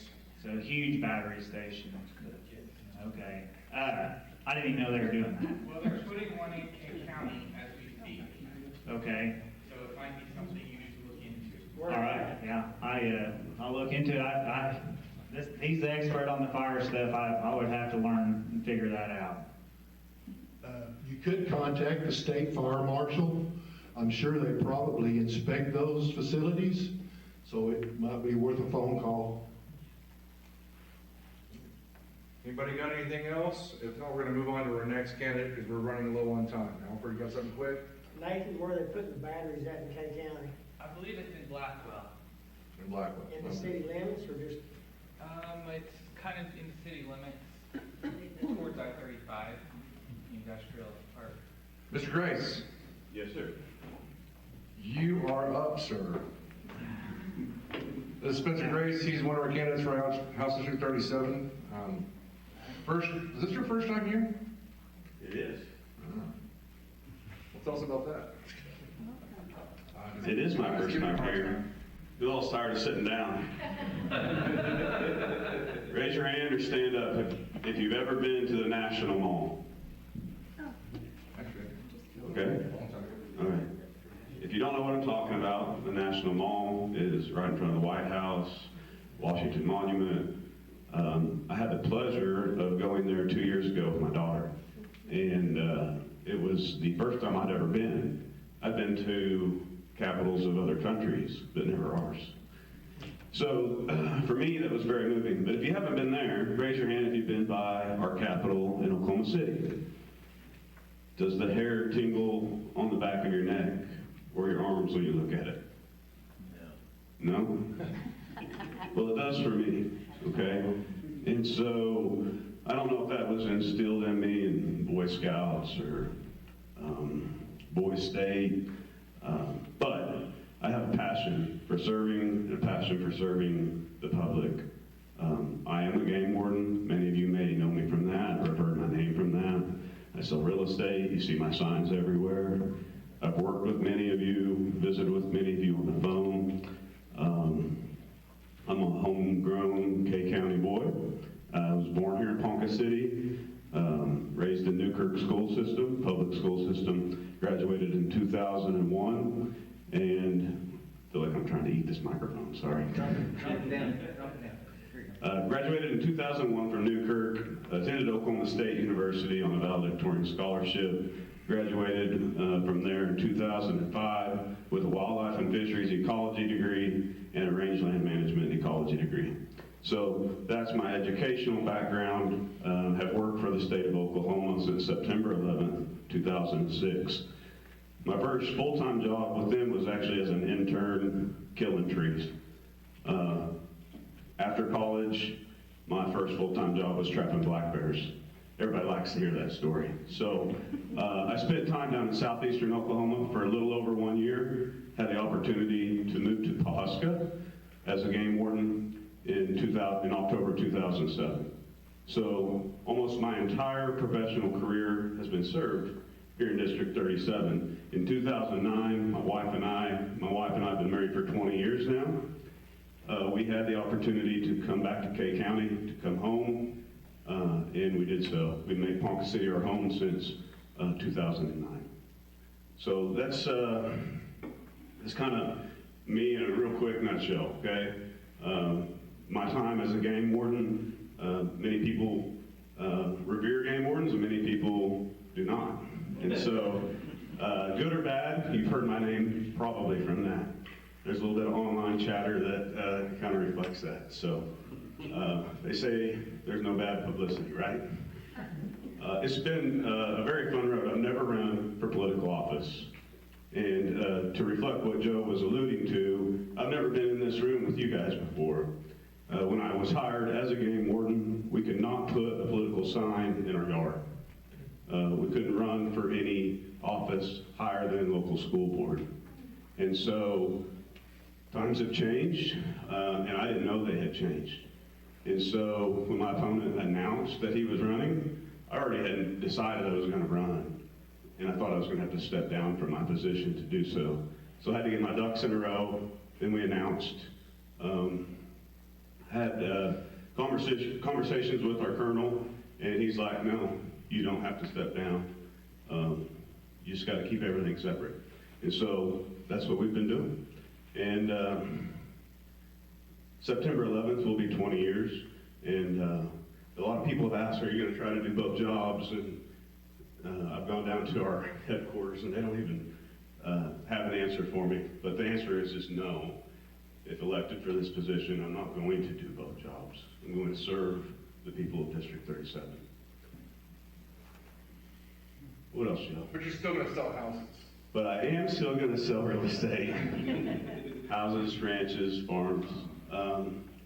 And we've been blessed. I've been selling real estate since 2019. That's what's afforded me the ability to step away from the game warden profession and hopefully serve as your voice down in Oklahoma City. Charlie Key's looking. Charlie Key's what? He's looking. Oh, he's looking. There. Oh, yeah, he's right. You want to move to Ponca City area? You got a vacancy? I do. Yes. So let's talk a little bit about that. My wife and I are both licensed realtors. I'm licensed in Oklahoma and Kansas. I sell in both states, primarily in Oklahoma. Very, very rarely do I sell in Kansas. We have a small business. We have 2 children. My oldest daughter is very gifted. She'll turn 15 next month. She's going to be a sophomore in high school. My youngest daughter is 11. She's very special. She's special needs. My daughter and I my wife and I, as a result of having our daughter, have started a nonprofit. We raise money every year that goes directly to scientific research. She has a rare genetic disorder called DDX3X, and you probably have never heard of it. So we host a fundraiser every year to raise money for that. And that's very near and dear to our hearts, and we want to bring awareness to that and to other people with special needs. That is not the only reason why I'm running for office. I mean, I want to speak for those people, whether they're special needs because of a rare genetic disorder or they, have been in a bad car wreck. People that, if you've ever filled out the paperwork to try to get the services you need for those people, it's not easy. It takes multiple degrees. So, a lot of people ask, why am I running? I've kind of started into that. I'm running because I want to support first responders and specifically law enforcement, firefighters, our rural firefighters, volunteer firefighters, I'm sorry, rarely have all of the equipment that they need. I want to make sure that our first responders have the retirement and the resources they need to do their jobs. And that is something I've been watching since 2009, 2007, when I became a gang warden. Private property rights. My mom and dad are in attendance tonight. I grew up on Call Lake, kind of near the old town of Uncas, just north of there, if anybody knows where that's at. My wife and I own 275 acres there, primarily used for hunting, but we have a small hay operation. And my mom and dad have off and on raised cattle, and they have a row crop farm there. So that's kind of me in a nutshell, and we've been here a long time. So I would love to answer questions, but to go back to what Joe had alluded to, it was discouraged for us to be politically involved and publicly involved with politics from a long time ago. So with that, I'll answer any questions, and I appreciate y'all being here because you could be watching the Thunder play right now. I have a question, and I want to put you on the spot. Okay. You talked about supporting first responders and law enforcement and stuff like that. Yes, sir. And I don't know about the rest of you guys, but like when I'm sitting at home at night, I doom scroll Facebook reels, and for the last several months, if not longer, a lot of what my reels are First Amendment auditors and watching people have their civil liberties violated by law enforcement. Are you talking about the lady that was the most recent one? I think you might go to. The one that they got a ticket for having her phone in her right hand, and she's like, you mean this one and didn't have a right hand? And the guy wrote her a ticket anyways? Yeah. So stuff like that, or like the Marine sergeant in Lawton that got arrested because he didn't want to give up his ID as a passenger in the car, and you're not required by law to do it. So he gets arrested for that. So what's your feeling on qualified immunity? Well, my feeling is so now there's one thing when law enforcement, like someone doesn't know better, but when they're told, hey, if you do this, you are violating my rights, period, the end, and they do it anyways, and then they hide behind qualified immunity. What's your feelings on that? Well, my feelings are they got to be held accountable. I mean, the law enforcement officers are people just like anybody else.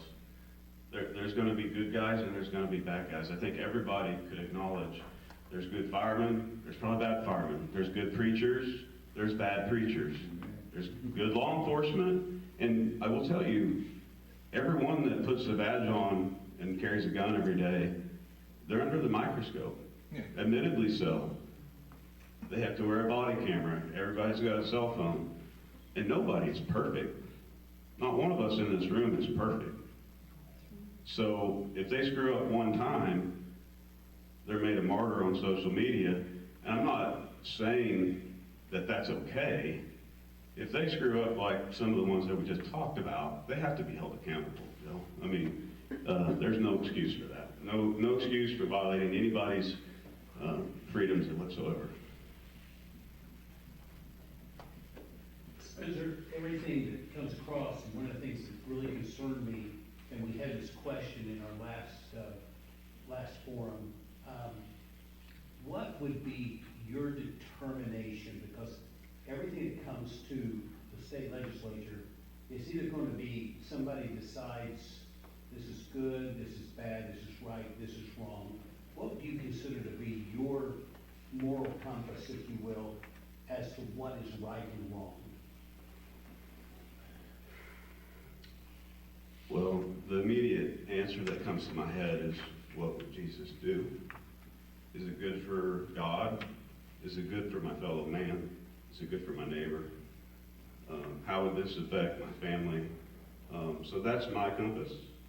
I know not everybody may go by that, but you know, that's my best answer.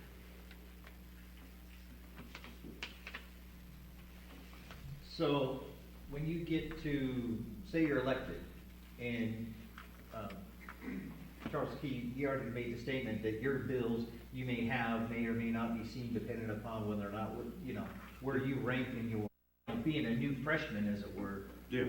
How are you gonna be able to combat that, number one? And how are you, you know, do you have a plan in your head? Because obviously we've talked to other freshmen that have failed, but they put forth their energy to try and get their bills up there and try to get somebody around them.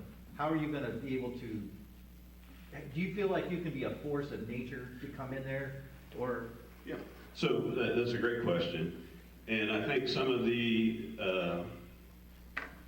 backstory is, as I began to prepare for this race, I have very deep relationships with a lot of different people, whether it's from real estate, whether it's from my game ward profession, whether it's from taking kids hunting, and that has led me to know some of the people who are already down there working, okay?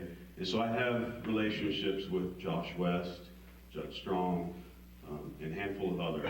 And so I think that will help going into that. It doesn't guarantee me anything, but I've got a little bit of a leg up in that situation where I can go to those guys who've already been there and they know my name and they know me personally. And so it doesn't guarantee that I'm going to get a bill heard, but I think I've got a little bit better chance than somebody who they've never met. Hello, I'm Josiah McBlair. I was just kind of curious about, there's a disabled veteran named Chris Jackson, and he's fighting a bogus felony stalking charge. And I'm just kind of curious about, like, what will you do, like, to try to get that down? Because, man, he's been fighting it almost 3 years. He hasn't seen his children. And it's just awful what the Kay County court system is doing to him because of that law that the state legislation made with regard to stalking. Like, anybody could be violated with that if their First Amendment. I mean, it's just ridiculous, like, they even have that law. So he's been incarcerated and he's not been tried yet? Well, he bonded out, but he's, I think his discovery trial is in June, but he's been fighting it last year. I went to his court last year, and you could tell his ex-wife was lying by her body language, but he had 2 pieces of paper showing she was lying. And he's a disabled veteran? Yes. And bless him. Okay, so what I would say is everybody in this room and in this state and in this country has a right to a speedy trial, and clearly his has not been speedy, correct? Yes. How long ago has this been going on? 3 years, you said? Yeah, I think since 2022. Okay, so first of all, I think the whole process needs to be sped up. As somebody who has written the tickets and taken them to the DA and presented my case to the DA, it's the DA's job to prosecute them in a speedy manner. And so I think the whole process needs to be sped up. I can't really speak individually about your friend, whether he's a veteran or somebody else charged with a felony. I mean, he's just going to have to abide by those rules that are put in place on him until he is either exonerated or convicted. And so I'm not sure exactly where you want me to go with that, but the due process has to be upheld. The due process should be much faster than what it is. And I'm sorry that he is going through that. Well, I think the legislation, they made it from a misdemeanor to a felony. So, I mean, it's just kind of ridiculous. They, you know, like, they made it. So you're asking if I would be in favor of reversing it? Possibly, or... I would just say, I don't know all the facts or the information, but I would take a look at it and see if that's something that we could, if it needs to be reversed, and that's what the people in our district wanted, I would be for that. Thank you. Anybody else? 'Cause I have two. Oh, Gary, awesome, thank you. I'm gonna come back there, because too much shooting and not good air protection. You got that same problem? Huh? Go ahead. Just listen to Charles Key's presentation this evening, and just from what we've been able to learn other times, other places, there seems to be a fair amount of pressure on the legislators to yield to the hierarchy in the legislature, and also to pressure groups like, sorry, the word escapes me. Like lobbyists. Okay, and so it seems like we're having a real problem with having legislators who do not represent their constituents, the voters in their area. And what preparation have you made personally, or are planning to make, to be able to resist those other pressures so that you're actually representing the voters in your district? Well, I think there's a couple ways that I need to address that question. And he's basically asking me, if it came down to it, would I stand alone on a policy or proposed bill and against whether it's a PAC or another group of legislators. And so for my entire career, I'm used to standing alone, right? I'm used to working by myself and having to do the right thing when nobody's looking. But in this instance, everybody's going to be looking, okay? And so I think my career dealing with the public and dealing with potentially bad situations by myself has prepared me for that. The other thing is, it's like a two-part answer to your question. You have to stay engaged with the people that you represent. And so on the weekends and the evenings, I need to come to events like this or whatever it may be, and stay engaged with the people of the district and listen to them and take those concerns back down to Oklahoma City. Does that help? Thank you. Yeah. Would you say that this is a little bit different venue than like the pocket politics? A little bit? Yeah. And we're not hard on it. So my question, and I ask this of every candidate normally, is what do you think the proper role of government is? Oh, was you going to ask that? I'm sorry. Kim wants to know.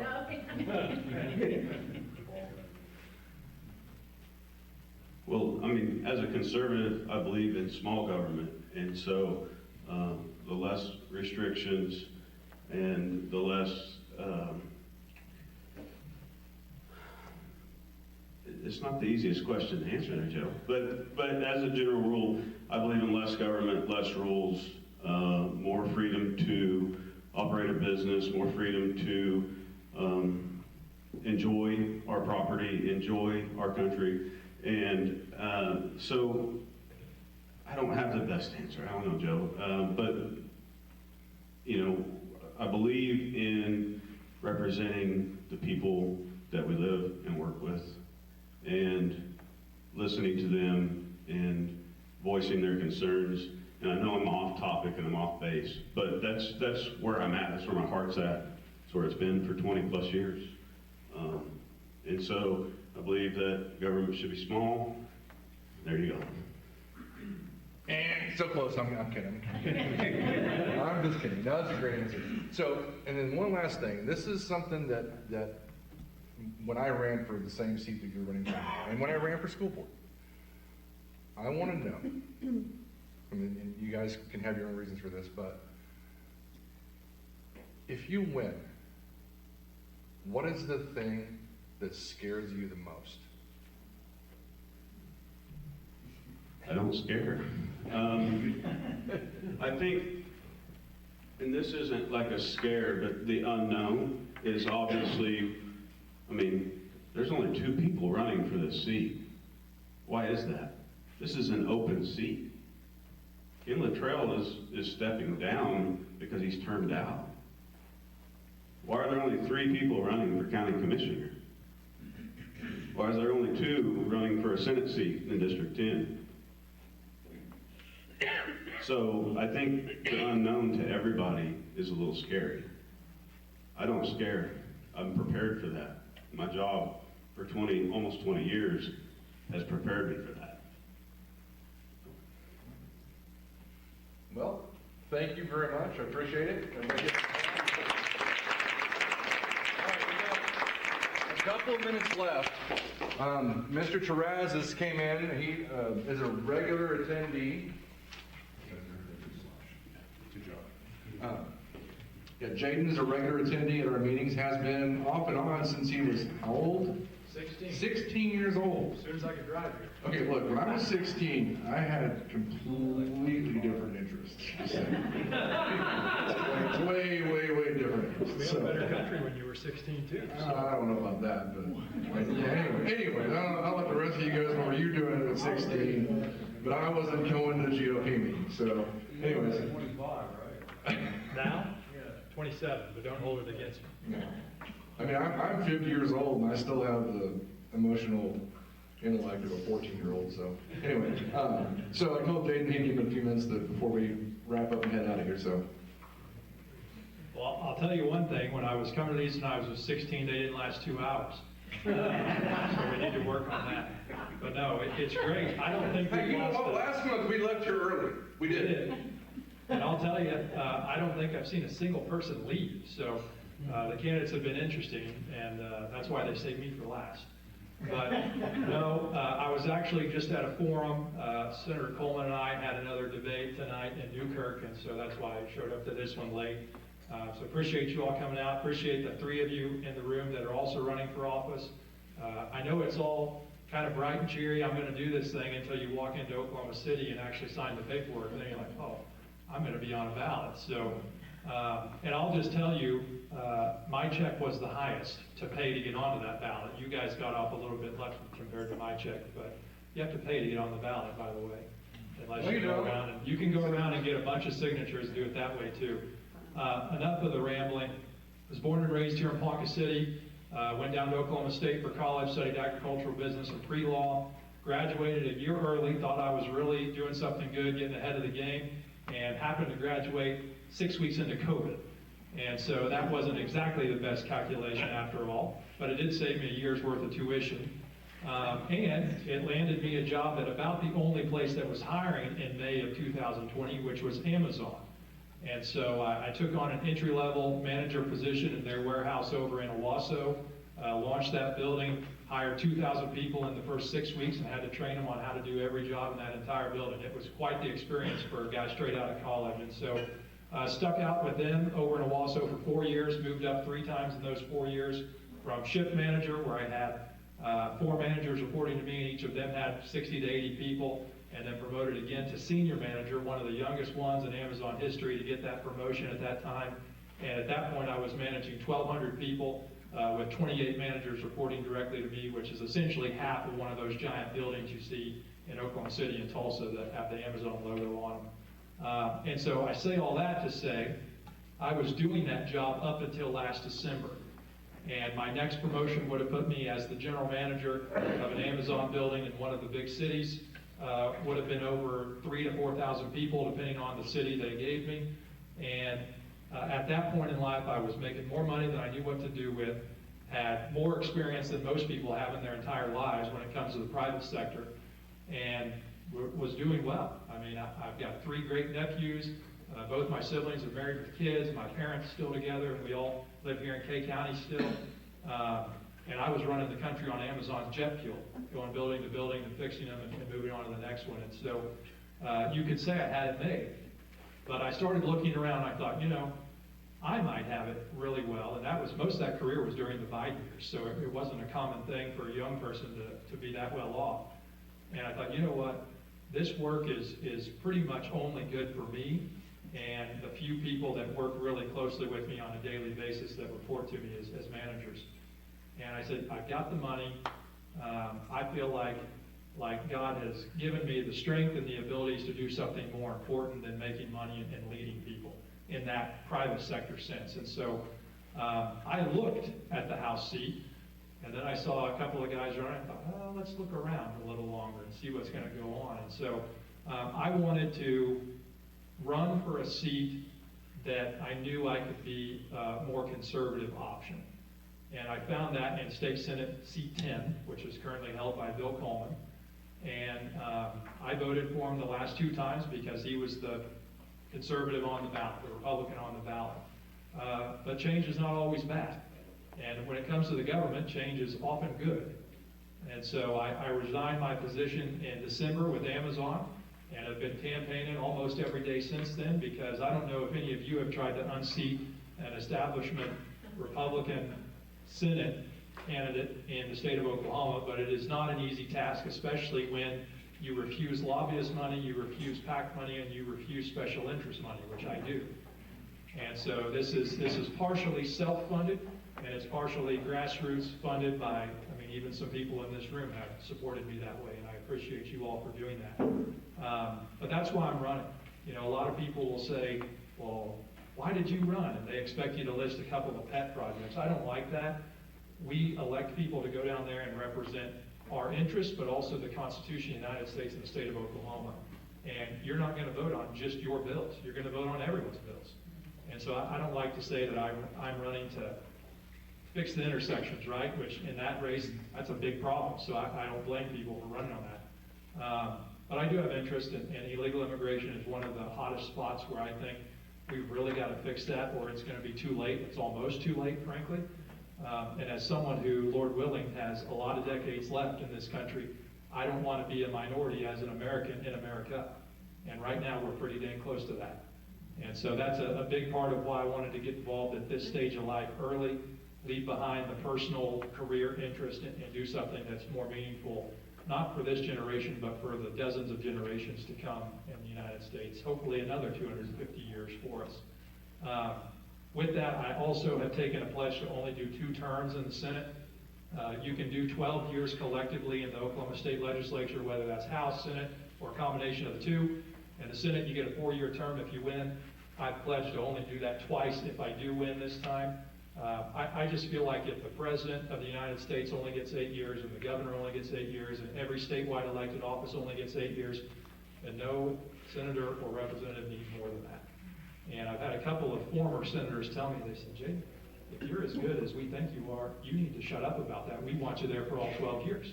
And I said, well, guys, if I'm as good as you think I am, then I need to move on to something better than the Senate after 8 years. And we'll see if the voters agree with that, and we got to win this first one first. And so that's kind of a nutshell. Hopefully I haven't bored too many of you with my mail, because thankfully we do have enough money to be a little bit competitive with the mail. I'll tell you, my opponent's attacks started today, and so they always wait till the last minute. And they've got $100,000 to $200,000 setting in their funds, whether it's his campaign account or groups supporting him, that they're going to spend against us over the next 18 days. So I don't know how many of you have lived in Kay and Osage County very long, but you're going to have to try really hard to spend over $200,000 in 18 days, but they're going to try hard. And so if you've opened Facebook this week, or you've gotten a text this week or a phone call, there's a good chance it was an attack ad on me or an ad in favor of them. And I'll just tell you this. My phone number's on my website and on my literature that I hand out. You can go to my Facebook page. It's wide open, both my personal page and my campaign page. You can call me, you can email me, you can read my mail. If you want to know what's true about me, go to those places I just told you, or call me and ask. I had a guy, he's probably in his 90s at this point, but he still pastors a church over in Skytook. He gave me a campaign donation a while back after I knocked on his door over there. And he called me tonight while we were here. And he said, Jaden, I just got this survey and I filled it all out, but after I filled it all out, I kind of think it's against you. And I said, well, that's because it is. And I said, it's the Oklahoma State Medical Association, and they're really cranked up that I'm running against their guy. And they're going to spend a lot of money against us over the next 18 days. And he said, well, I filled it all out, and then I went back to it later because I didn't submit it because I wanted to talk to you first. And I said, well, I'm not going to tell you his name for his privacy, but I said, you're probably better off to not fill it out, because if you fill it out and you say what you believe, which is in favor of me, then it's gonna tell them that they need to keep spending money because we're a real threat. And if you fill it out and you say you're in favor of him and lie to him, well, we don't wanna lie, so just don't fill it out at all, and leave them in the dark as much as we can. And so, if you wanna know the truth about me, call me and ask. There's people in this room who have known me since I was knee-high, and there's people in this room that I've met on the campaign trail this year. So, I would just appreciate your full consideration. Don't believe everything you read. Their attacks aren't that strong. They're just telling people that I'm unemployed, which is true, and for good reason. So if that's the best bat they've got, then let them swing it. Do we have time for 2 questions? 2 questions. Alfred? Can they be fast? Oh, I can. Like super fast? I'm gonna be a politician, I gotta talk fast. Do you think a bill could be passed that put a limit on campaign funds based on the race and population of the county, where everybody have a level playing field? Instead of it like Drummond, because of his name and money, he's gonna buy the election, you know? Question is, for those of you that can't hear in the back, do you think a bill can be passed to essentially put spending limits on campaigns based on the population in that district or that county, like, these are his words, not mine, like Gittner Drummond has been doing, winning off of his name and money alone? I didn't say that, I was repeating his question. I think that the best medication is sunlight in this area. And so right now, you have campaign finance laws that allow groups to collect money without reporting who the money came from. And then that same group can support a candidate and just put the name of their group on it, but not who funds their group. For instance, many of you probably got a piece of mail today supporting Bill Coleman, my opponent. If you'll read that disclaimer on that piece of mail, it says authorized and paid for, blah, blah, blah, not associated with this candidate or campaign, and it's a group out of Alabama. I've seen another one in support of them from a group out of DC. What those are somewhat, some of them considered independent expenditures, which means they don't have to report the source of their funding besides the company that eventually sends it to you, or the organization that eventually sends it to you. So my thing with campaign finance is I think you get into free speech limits when you try to limit the dollar amount, but I think a good start, something that an Oklahoma legislature should very easily support, is at least put sunlight on it, force them to report where the money's coming from, all the way back to the individual or the company that's giving it to them. Part 2, will you work on that? Part 2, will I work on that? Yeah, I will. And another thing that a lot of people don't know either is there's these things called majority funds, and they're PACs, political action committees, and what it is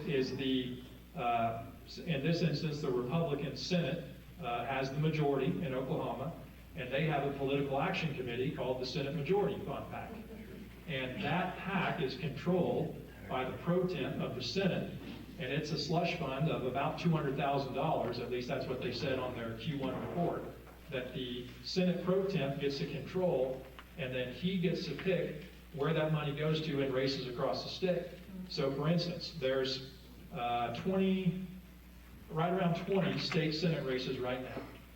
Lonnie Paxson, the pro tem of the Senate, has that $200,000 plus slush fund, and he gets to pick throughout those 20-some Senate races which ones he wants to support with the Senate Majority Fund money. Well, there's a lot of Republicans in the Senate that I know that support me. But the money that's in the Majority Fund, which should represent all Republican senators, is being controlled by one guy at the top, and he gets to pick who he supports with that money.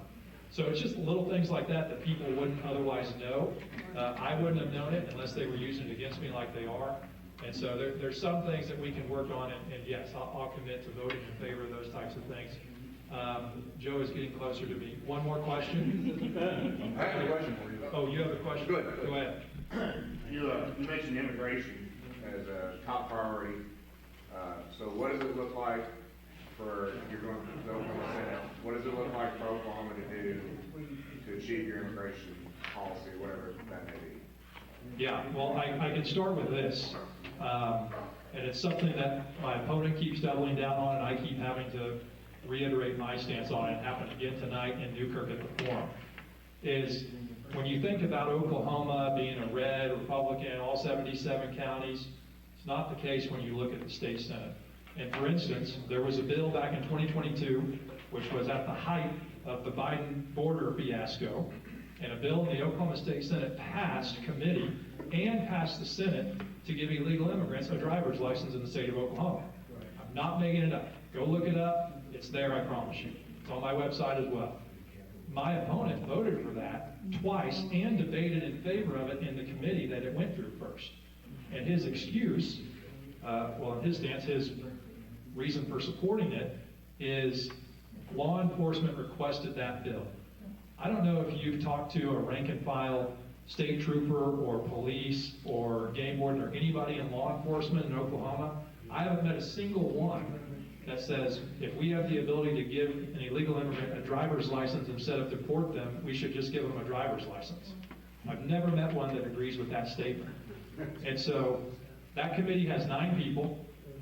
There is one person on that committee, was on that committee because it was 4 years ago, who was a former member of law enforcement, and it's Senator Weaver, who's now running for lieutenant governor, former head of the Oklahoma Bureau of Narcotics, and he was the sole vote to vote no on that bill.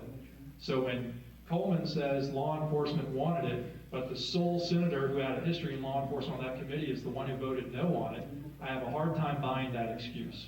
And so what my stance is if they're here illegally, they have no privilege, they have no agency, and if we have the ability to give them something like an ID, then we have the ability right then and there to detain them and deport them. And that's my stance. A lot of you don't know this either. In Oklahoma schools, everyone talks about education's terrible, Oklahoma has a bunch of stupid kids. No, we don't. What we have is a lot of systematic issues that make our ranking look artificially low.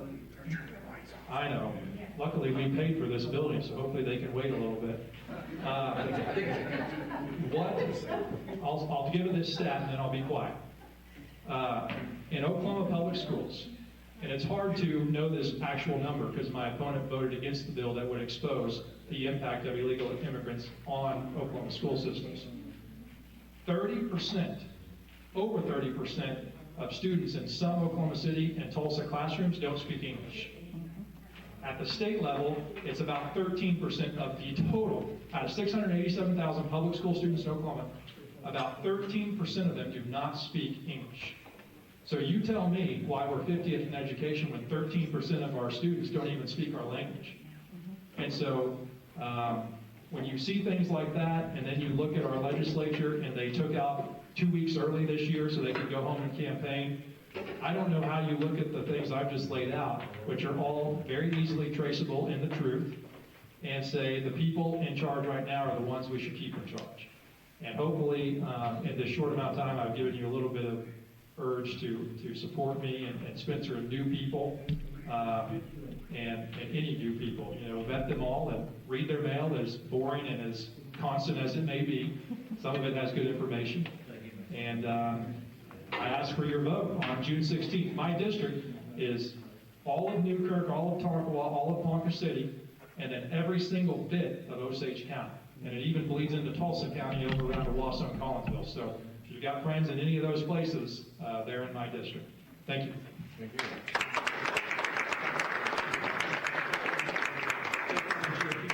Oh, yeah. If you guys didn't know, we actually, our Kay County Republican Party County Committee voted to officially endorse Jay in his race. So, there's that. Real quick, as you guys are walking out the door, I appreciate you all so much for coming. I'm sorry we ran over. If you can sign the petition on the way out, a couple little things as you go. By the way, that endorsement from the Oklahoma State Medical Association for Senator Coleman, that is the same group that sued the governor and the state legislature for voting against passing a bill to prevent schools from forcing mask mandates on our school kids. So that same group is the one that just endorsed Senator Coleman. So the group that wanted to go against your civil liberties and take take your control of your kids away from you, endorsed this senator. Hey, Jaden, real fast, as everybody's walking out the door, do you want to tell us anything about how your thing tonight? Oh, reminder, the next candidate forum for Jaden and Senator Coleman is this Saturday in Tonkawa, 1 p.m. You want to tell us anything about how things went tonight in Newkirk? I'll tell you one thing about how things went tonight in Newkirk. Great crowd, great community, by the way. The question was asked, which governor candidate do you most align with? And my opponent responded, I think I align most with Gentner Drum. With a straight face. That's it. So, anyways, Spencer, thank you so much for coming tonight. He's got some signs back here.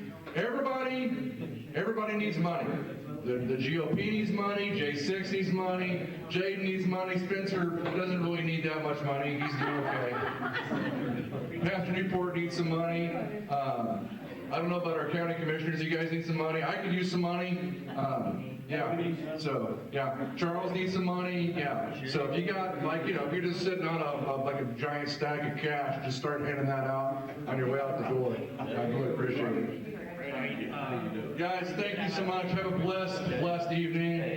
Take care. Thank you.